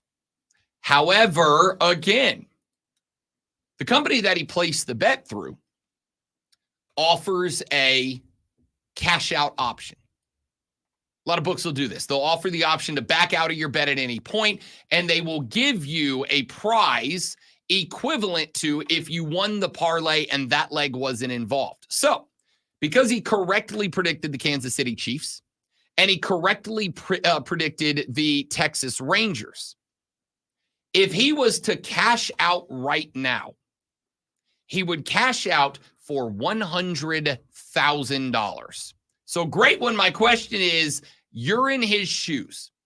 You can ride with the Thunder to an NBA championship that if they win, you receive just shy of $2 million, or you can cash out right now for $100,000. What are you doing? See, this is like being on that game show where you can leave now or you can go for a bigger prize. And if you go for that bigger prize, you're going to lose everything. Have you watched the game show and thought, what would I have done? And that's the question you're asking me now. It's kind of deal or no dealish, right? How Oklahoma City is playing right now has to factor into it, doesn't it? I think it does. Yeah, I can't wait to hear your answer, but I'm probably sticking with it and going forward. I'm not walking yet. I'm cashing out, man. Are you really? I'm cashing out. I absolutely. The amount. Well, we've seen how many times I've lost bets, so that's no surprise there. But if you ride and you let it go, think of how much money you can make, though. Correct. And think about right now, if I handed you today, if tomorrow I got that call for that $5 million a year job, and I, Lonzo, as a thank you for all your hard work and dedication, just stroked you a check for $100K, how's your life change? Well, I could pay my car off, and I'd be pretty excited about that. Would be pretty exciting, wouldn't it? And you, I'm assuming, have a little bit left over. Yeah, a little, just a little. You're assuming. Just a little. You're assuming. Probably just a little bit. Just a little left Maybe over. enough to go out to eat or something. Yeah. That would be a life-changing amount of money for the overwhelming majority. I don't know if 100,000 is life-changing, but it's definitely a next year changing. Lonzo's out here burning $100K a year. I respect it. Yeah, well, He's a baller, shot caller. No, what I'm actually, it could be life-changing because, because I could probably pay off all the bills that I have with $100,000. Yes. Which is by definition life-changing. Yeah, you're right. You're right. You know And then everything else is just, even if fun money. Even if you just used it to zero out your debt, that's life-changing. Which That's is exactly, pressure off your shoulders. I mean, it may be very unusually mature of me, but that would be the first thing I would do. 100%. Yeah. Because now I can start putting stuff away for later, right? Like $100,000. And here's the thing. Yeah, later looking kind of bleak right now for me. So yeah, definitely, I'll be all right for it. Imagine, great one. You decide that you're going to ride with the Thunder. You're going to ride the Thunder to an NBA championship game. Imagine they get by Dallas, who, by the way, beat them last night on their court. On their court, the stress level, by the way, and I just looked it up. Just looked at the update. Had he cashed out before last night, it was $100,000. If he cashes out today, it's $75,000 just based on one. Man, that thing is dropping. Oh. But if Dallas gets game 3 on the road at Oklahoma City, or if Oklahoma City gets game 3 on the road at Dallas, I'm guessing it's probably going to come back up to the region of like 90,000. How much does it drop if Dallas goes up 2-1? Probably down to like 25. That much? I believe it. Wow. Would. I believe it would drop somewhere. I'll say 33. So that decision basically has to be made today. By tomorrow night. You've got till tomorrow night to make the decision. Do you cash out? Now, again, I think here's what I will say.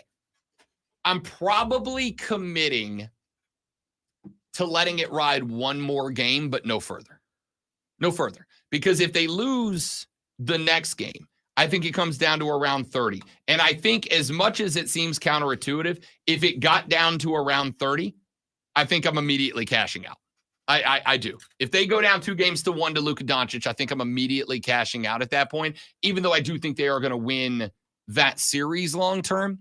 But man, I'm going to tell you right now. Does this make you want to try something like this as far as the bet goes? For the record, I do every now and then put together like a 7-leg parlay that comes to, plus 2,600, and I throw $10 at it.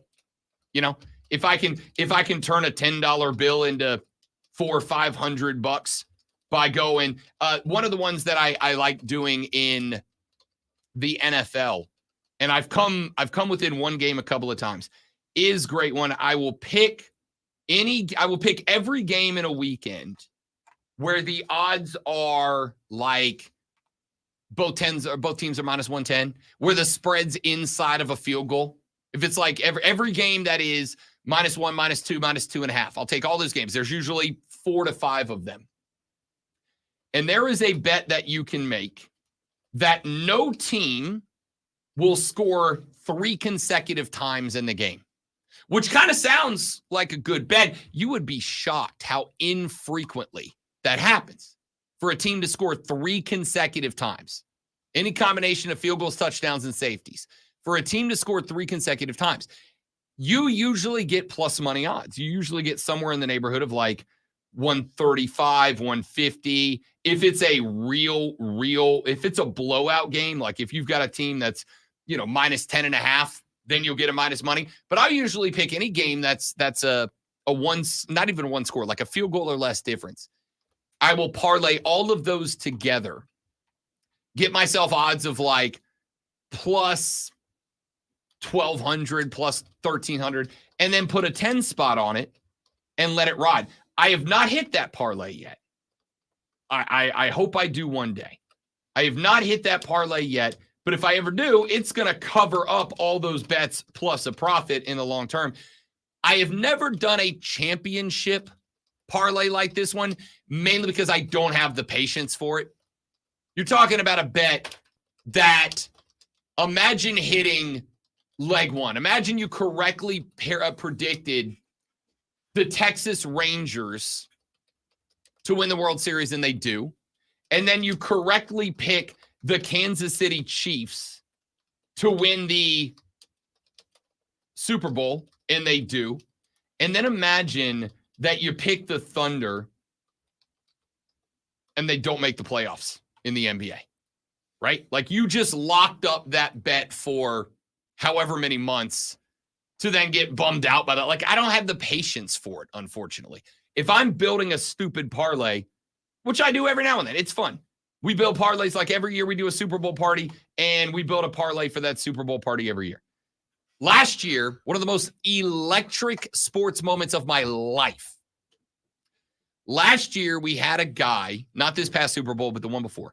We had a guy in our little friend group that talked us all into making the bet, will there be a doink in the Super Bowl?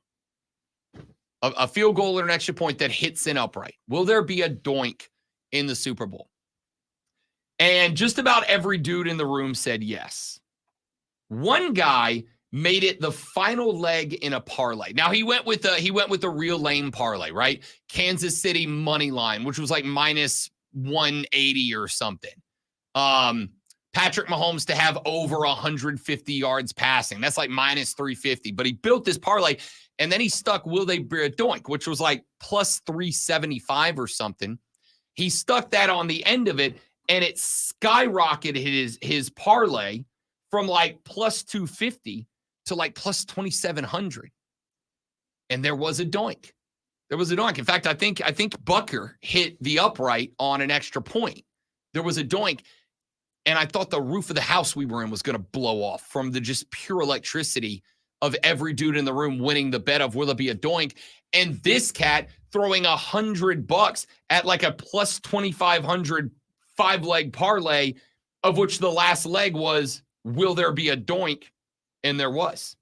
So every now and then I'll do this, but I'm going right now. If I got 100K riding, or if I got 100K cash out guaranteed, or I can ride the Thunder to an NBA title for $2 million.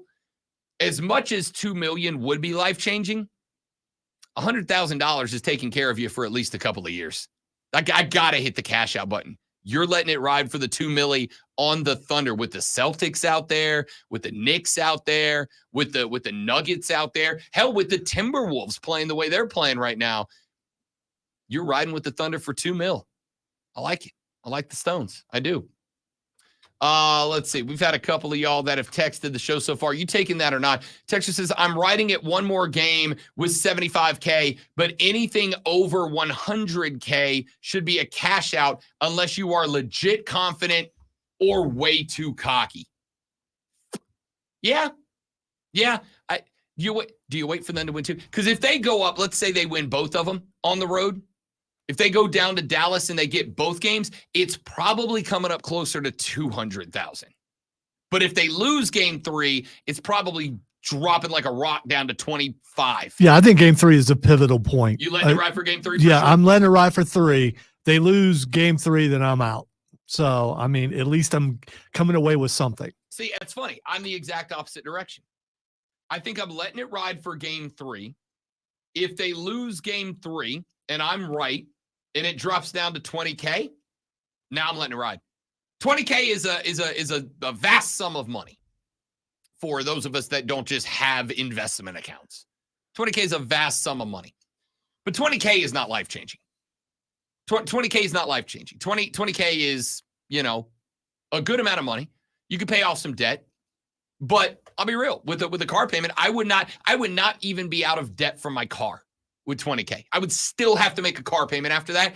I think that I would if it gets to 20K because they lose game 3, I'm not touching it until they win or lose this series. I would rather lose 20K with a chance to get $2 million than take 20K and then have them go on a rampage. 20 get me out. I'm down to below 20. So yeah, 20 would help me a great deal. Yeah. There you go. All right. What do you think? The biggest payment I have per month or week is off the book. Is my car. Yeah. For sure. But like I said, my car is brand new. It would not even get me to that. I would not even be done with that. So I don't think I could do it. I don't. All right. It is a free-for-all Glizzy Friday. So what do you want to get to? What do you want to talk about? Shoot me a text right now, 71307. Start your text with FAN, F-A-N, FAN, F-A-N. We'll read them on the air. You can join us on the live stream and drop your comments in the live stream chat, or you can shoot me a tweet at The Rob Brown Show. What do you want to talk about when we come back on a free-for-all Friday? It's up next on The Rob Brown Show in the Fan Upstate.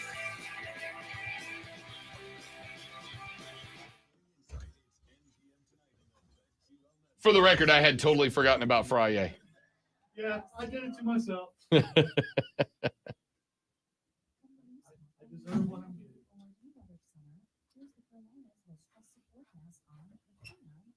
All right. Be right back, guys. Give me just a second.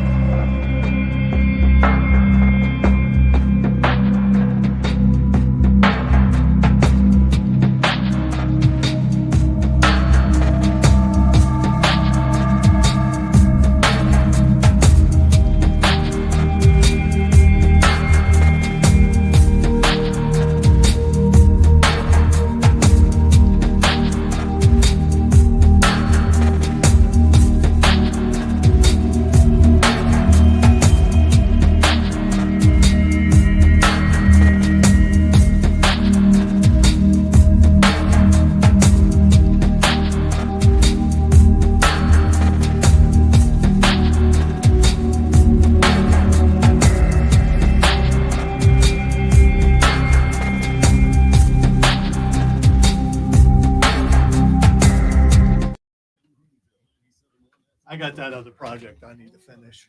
So, although I found my beginning and my ending for that, I just need to fill the middle and get some music.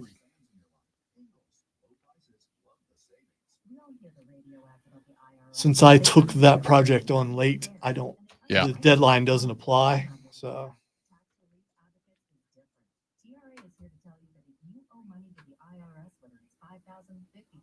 just because someone ain't here doesn't mean they can't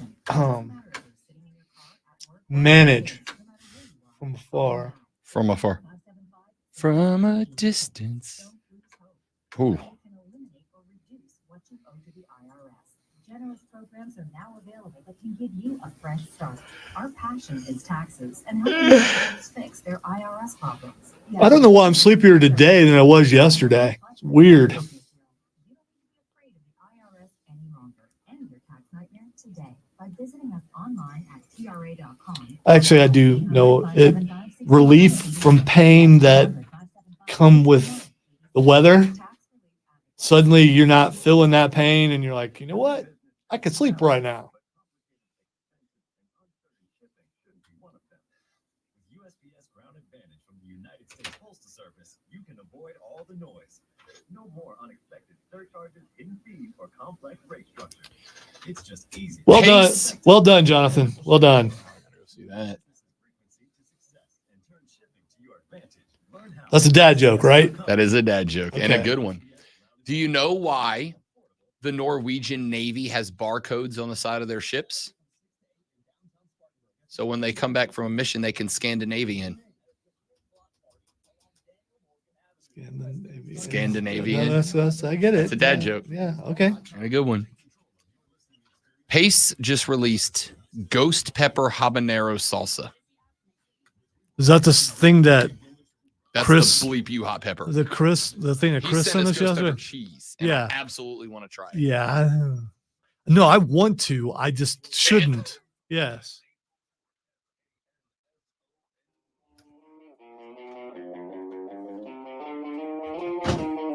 Free for all Friday, whatever you want to get to on the show today, we will do it. Texter said, Rob, golf. I'm trying to get into it, and if it's worth going to the BMW Pro-Am this year. I will tell you it is. I will tell you I have gone every year since I moved here, and I will tell you that I have had a blast every year. It is phenomenal. It's a nice course that you get to go walk. You get to walk the whole course. The celebrities, most of them are very cool. Most of them are very cool. I'm a huge fan of The Office. Last year, we had Brian Baumgartner on. He, of course, played Kevin Malone. He was fantastic. I did not have him on, but Andy Buckley, who played David Wallace, Michael Scott's boss for the majority of the show, was one of the nicest people I've ever met, took time out of his day. In fact, he's one of the few I actually asked to grab a picture with because he was such a legit dude. Loved him. Canelo Alvarez. I'm going to tell you this story real quick. Canelo Alvarez, who just had a huge fight, and like 3 weeks later is going to come up here and play some golf. Canelo Alvarez was fantastic. Canelo Alvarez was signing every picture, signing every autograph, taking every picture. I'm good at this. That everybody asked him to. In fact, when he finished his round, because boxing is obviously huge in Mexico, when he finished his round, there was a very large contingent of Mexican fans who were waiting for Canelo Alvarez. I'm not kidding when I say there were 500 who were there to see Canelo Alvarez. This dude walked through that crowd, Lonzo, and was in that crowd signing autographs and taking pictures for so long that not one, not two, but 3 more groups came off of 18 and passed him going to the clubhouse.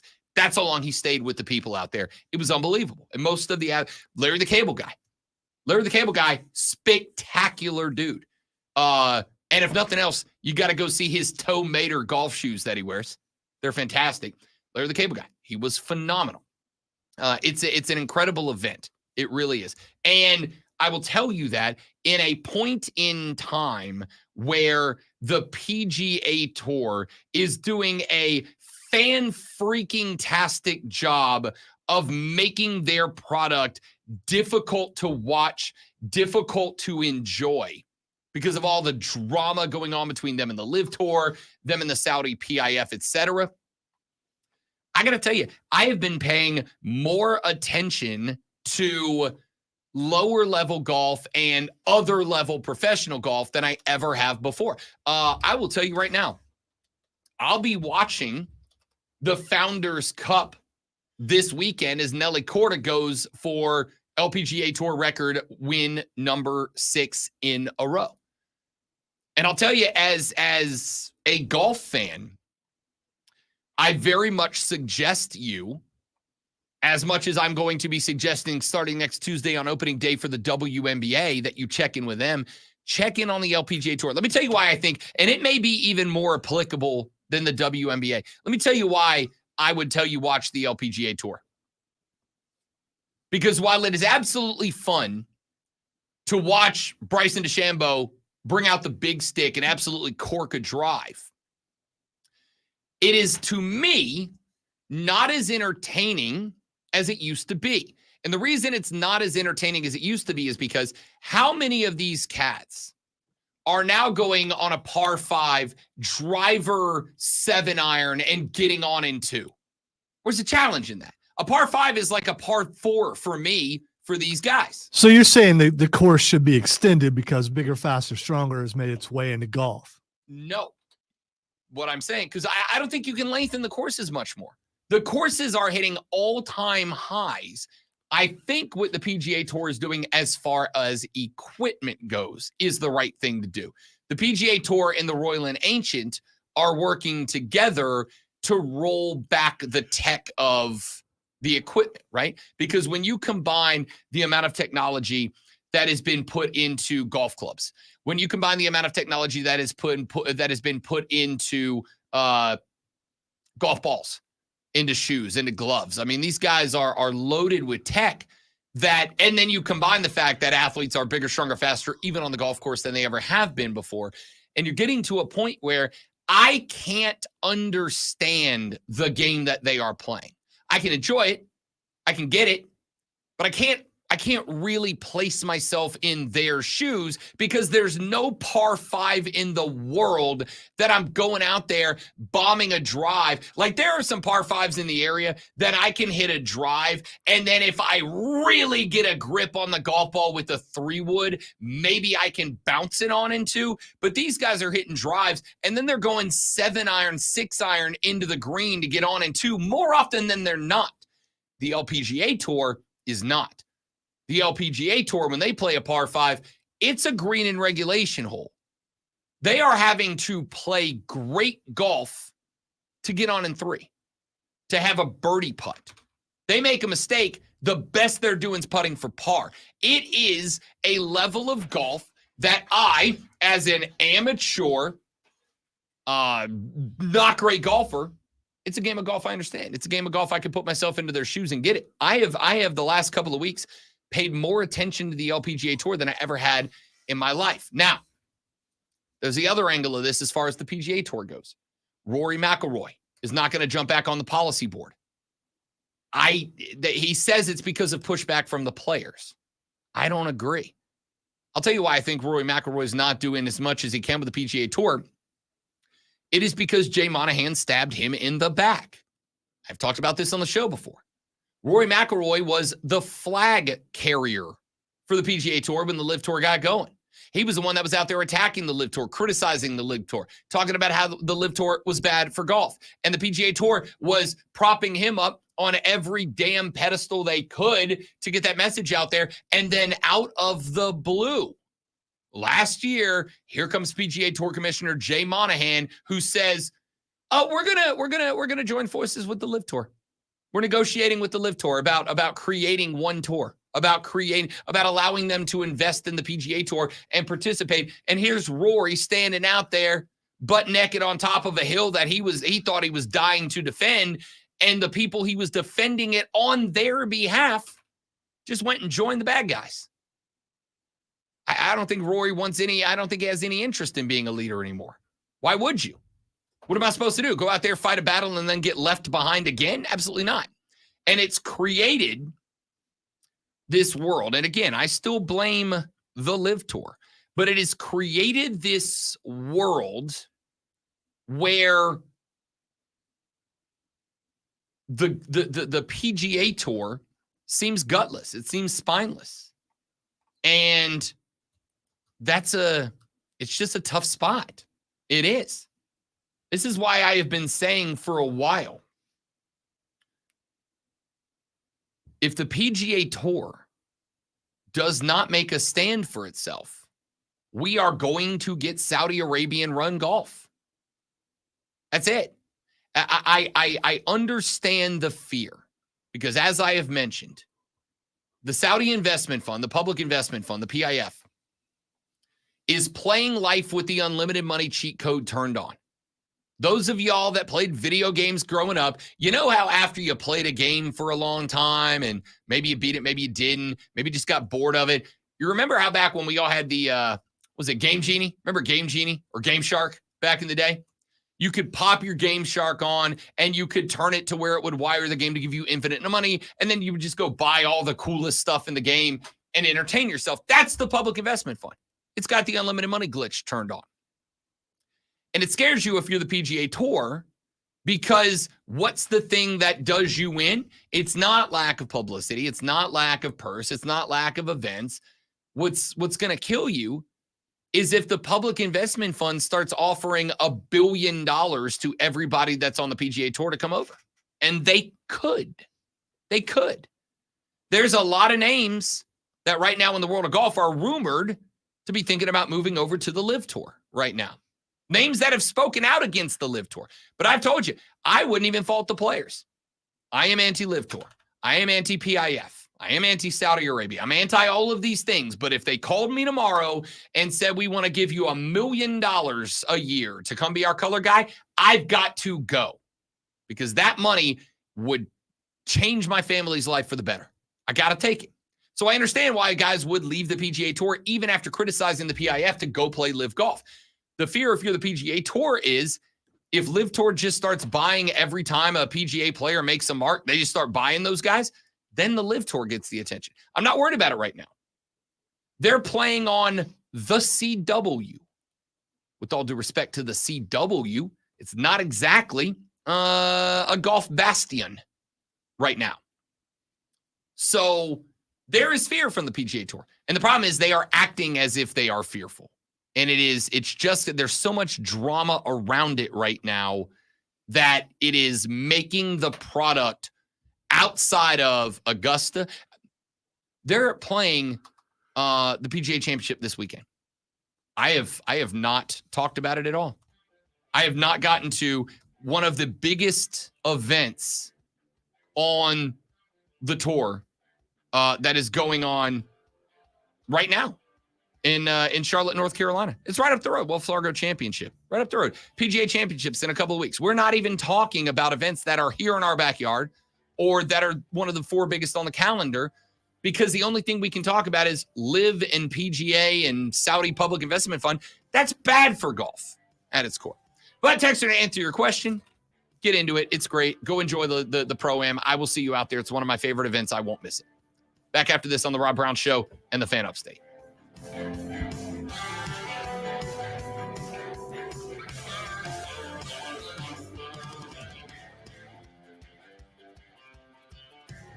Game Genie is a throwback. I don't think I've said the words Game Genie in decades. I couldn't really afford a Game Genie, so.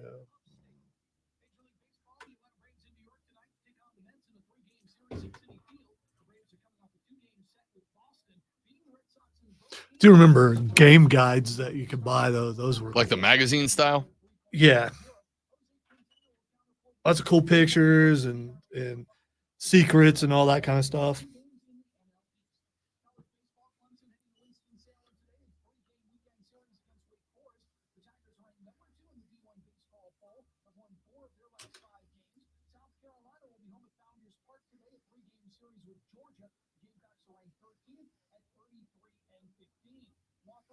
Cameron just sent these pictures. I don't know what it is. He's doing side projects with a magnet? Nope, it's not. They're making 3D printing stuff. So I don't know what they're printing exactly.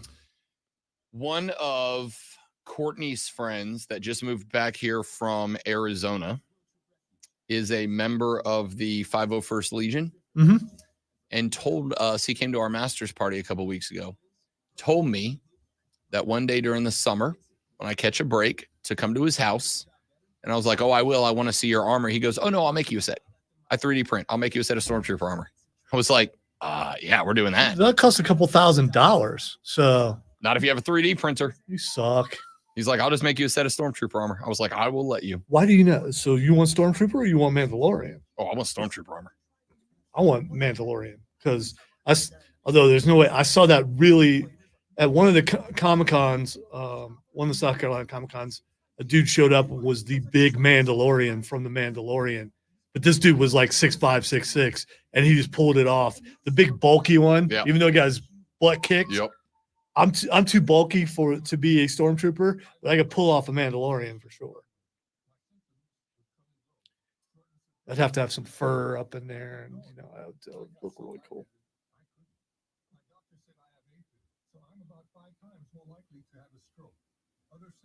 Did you see the video that Odie and I did with the 501st last week? It's basically a reel. I'll show it to you after the show.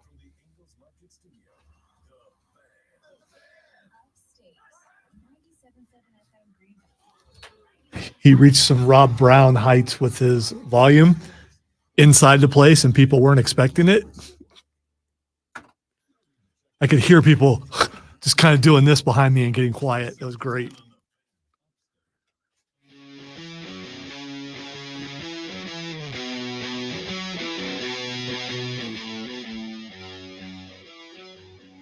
This sounds like Friday to me, you know? It does. I'm digging it. It's Friday. We're almost done. The Rob Brown Show back on your radio. The Fan Upstate, Rob Alonso with you. I have a question for you, Rob. I have an answer for you. Okay. Right? Does the weekend start when your work day is over?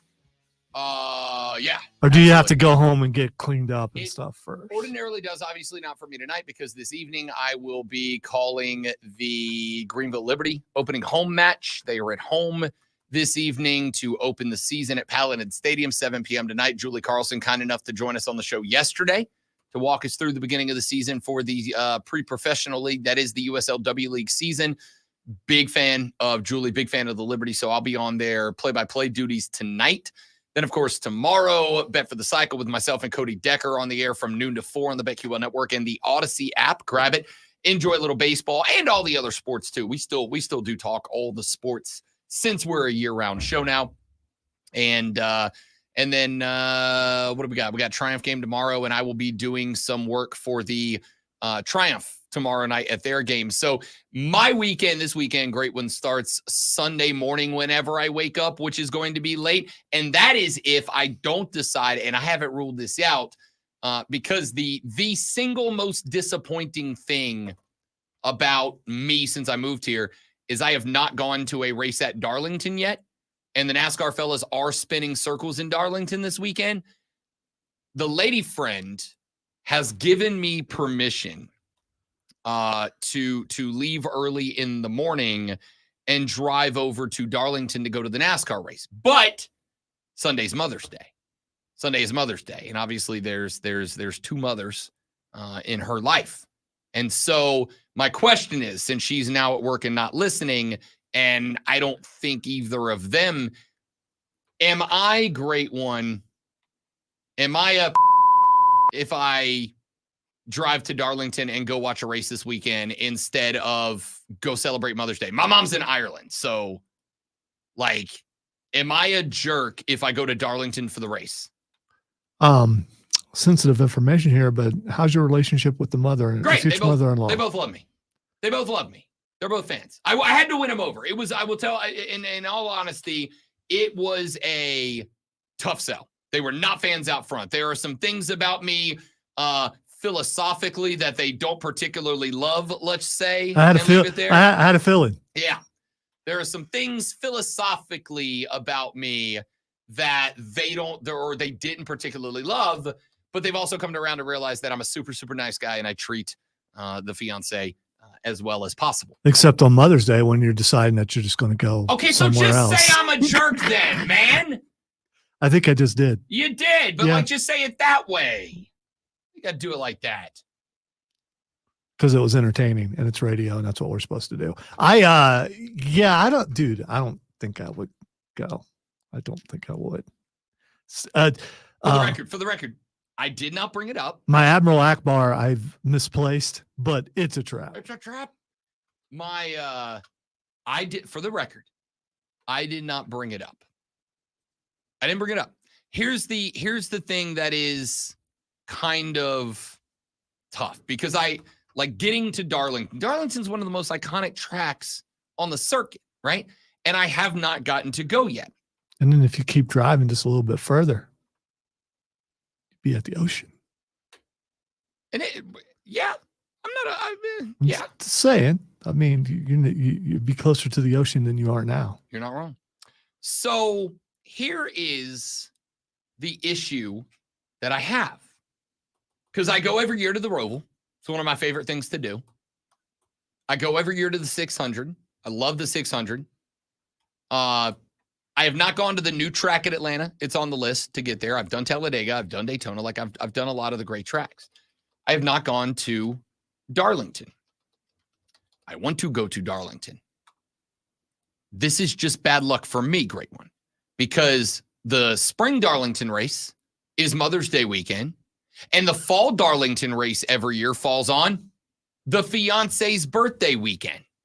So I damn sure can't miss that, right? Hey, babe, love you. See you next week when I come back from Darlington. Well, there's the Mother's Day thing. She's not a mother, so you could. She is not. Yeah, so you could get by with that. I think and so. also say that she should get to spend quality time with her mom without you being there. Being loud and obnoxious. Yeah. They can have a quiet country Sunday. Yeah.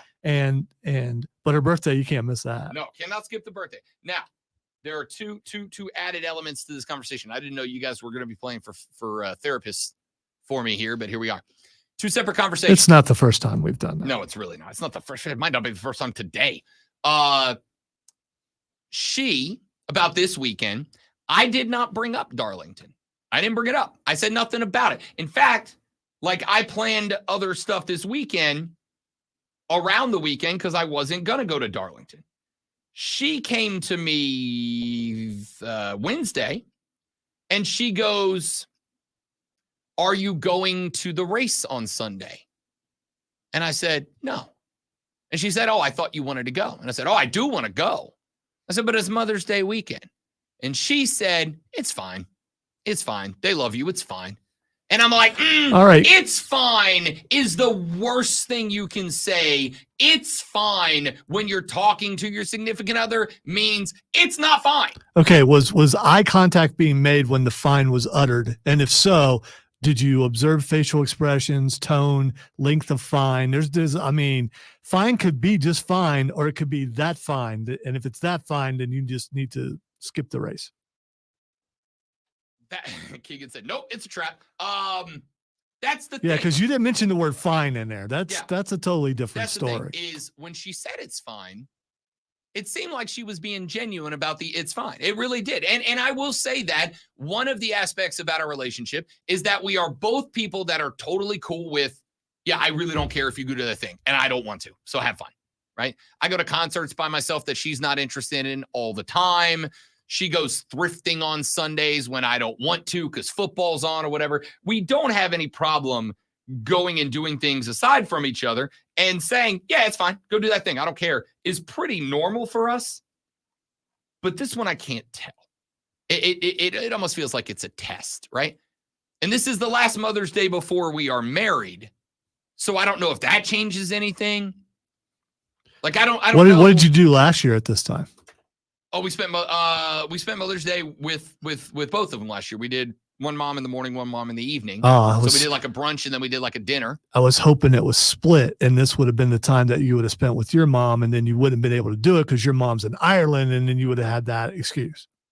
No, wouldn't it? Because then if it is a problem, it'd have been your mom's in Ireland, so you can just but you talked. Go back to your You mom talked to your mom, and your mom said, I can't be with you. Why don't you go to the race? Listen, Lonzo trying to convince me to lie in my relationship. Unbelievable. I thought you were above that. No. I thought you were above that. No, I mean, if you talk to your mom, she probably would have said that to you. James says, YOLO. Yeah, I mean, that's kind of how I'm living if I go. I'm just kind of rolling the dice that it's not a trap and she's being sincere. Keegan said, wait till you get her locked in. Let me use a Rob Brown thing here. If you had to bet a paycheck on this, texters at 71307 or streamers, he ain't going, right? Yeah, probably. I wouldn't bet on it. I won't bet on it. But again, I don't know. James says, worst case, this is a future faces and heels segment. We're bringing that back next week. I miss it. And it's You kind of promoted it and then we didn't do it. Yeah, I know. Yeah. We got caught up. There was a lot going on last Tuesday. I don't know, man. Like the fact that she came to me, I did not bring it up. I wasn't like, hey, you think it's okay if I go to Darlington Sunday? Would it bother you if I go to, or you can tell me if you would be mad. So you didn't, she just came to me. I never said you didn't say anything to any of your friends that might have worked their way back to, I said nothing about Darlington to anybody this year. I said nothing about it because I looked at the calendar. I'm like, it's Mother's Day again. I'm not going, right? Said nothing about it. And then she said to me, are you going to the race? And I was like, what race? She said, Darlington. I know you've been saying since you moved here that you wanted to go to Darlington. Are you interested in going? And I was like, I mean, yeah, I'm interested, but it's Mother's Day. And she went, it's fine. How did she know there was a race at Darlington? Her stepdad is big into racing. Okay. So I'm sure he probably asked. All right. Now, the question mark is, I just thought of this. Oh, this might be devious. Question mark. Do I buy 2 tickets, invite the stepdad and be like, I want you and your stepmom or you and your mom to have some QT time together. So I'm going to take stepdad to a race and we're going to let you all be girls. And then like give him a spa treatment or something. Like buy him, like get him something to do. I'd run that by him first. No, I'm just be like, dog, I'm picking you up. Get in the truck. Let's go. We got race tickets. Is that how that relationship works? It would for race tickets. Okay. All right. He likes me too. We're good. Marriage changes everything. I'm still not adjusted after a year. Good luck. Ha ha. That ha ha on the end's kind of doing a lot of work here. It's a little scary. Texture said, take the moms to the race. Good to go. I mean, I absolutely would if there was a small percentage of me I thought they'd say yes. I'd absolutely offer it. Texture says, your mom is in Ireland. You've got permission. Go to Darlington and live your best life. Yeah, I mean, I'm thinking in my head. Is that Texter pretending to be your mom? Because that's what it sounded like. I'm thinking in my head the fact that she came to me and said, I'm good if you go without me bringing it up or mentioning it gives me like a little like, yeah, that's a good call. That's a good call. I'm good with that. Wesley says, don't worry, Rob. She'll tell you she didn't want you to go in 4 years. I never wanted you to go to that.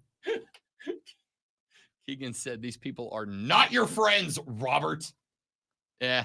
All right, here's one for us on the way out. So Texture said, how old is too old to train to be a professional wrestler, even if it's just for a local indie?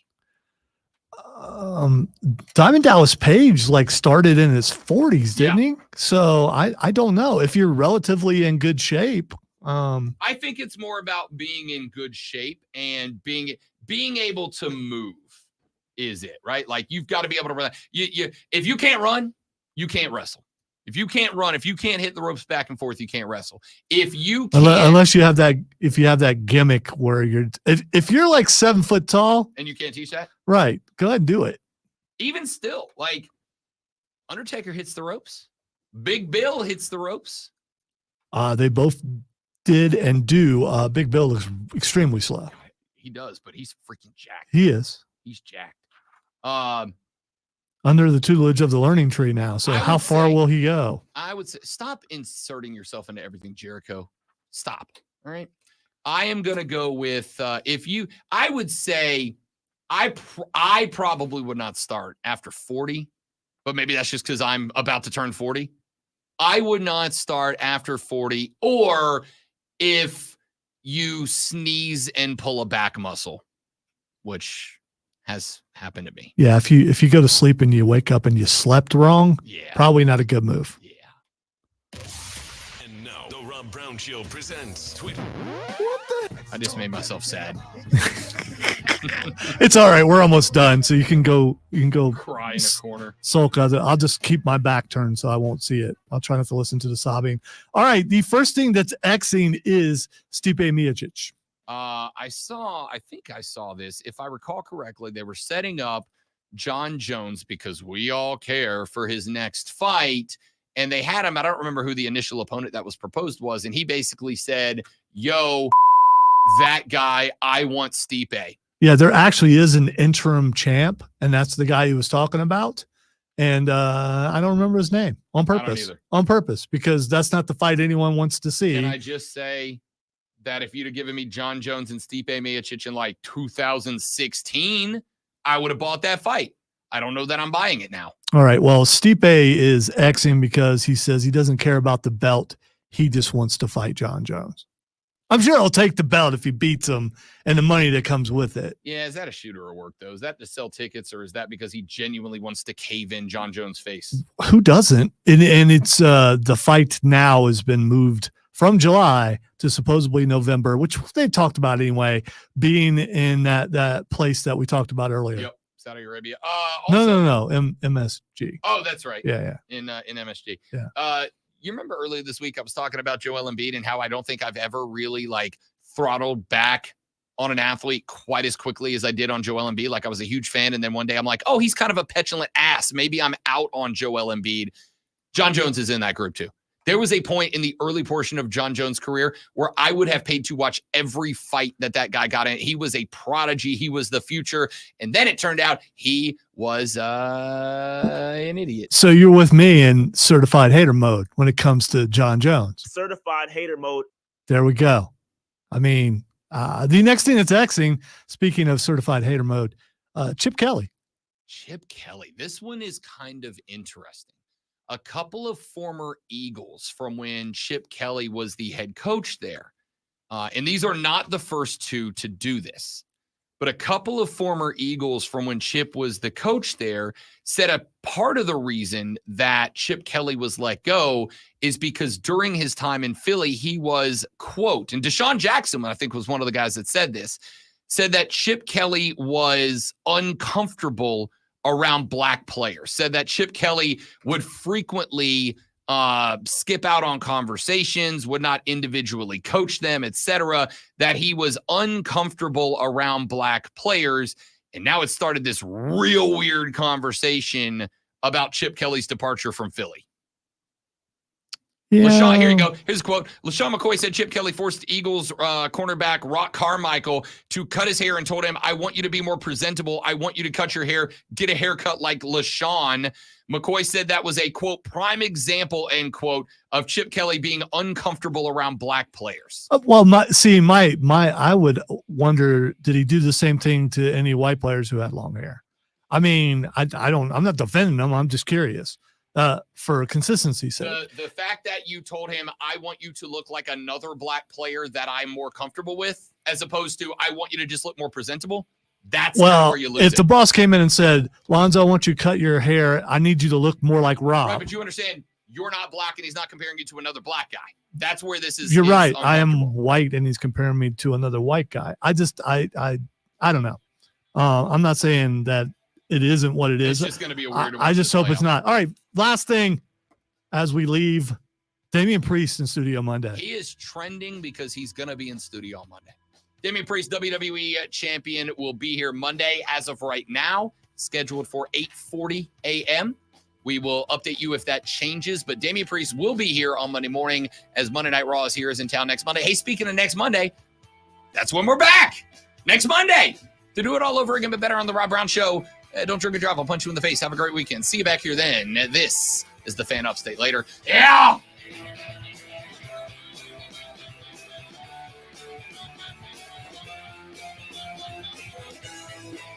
Noted Philly fan self-censored himself in the chat. How long ago was it when Chip Kelly coached in Philly? A number of years. Yeah, it's just, why bring it up now? Why not do it right after he was let go? It looks like you're trying to get attention. That's all I'm saying. If he did the Eagles in 2015. So that was 9 years ago. So if this was such a big deal, why didn't they talk about it right after? I don't begrudge people for the timeline they tell their story because you never know what the reason is for their timeline. But that's just me. Anyway, By the way, I'm not defending Chip Kelly. I'm not. I'm just curious as he responded and what does his response is. I've not seen it yet, but I would also tell you he probably will not. There's really nothing. Because there's no gain, There's no but gain here. but at the same time, his reputation is being, I mean, it's a hit too. we never heard any of this when he was at Notre Right. Dame, and we haven't heard of this when he was at his last stint. And does this hurt him where he is now? And yes, I know where he is now. I mean, to me, the fact that he bailed out to go be an OC and take a demotion and a pay cut is kind of interesting, but I don't know. Oh, I'm buying his explanation on that because even you have agreed it would be harder to be a head coach right now. Oh, for sure. Than it For sure, ever but it has also been. pays a lot So, more. yeah.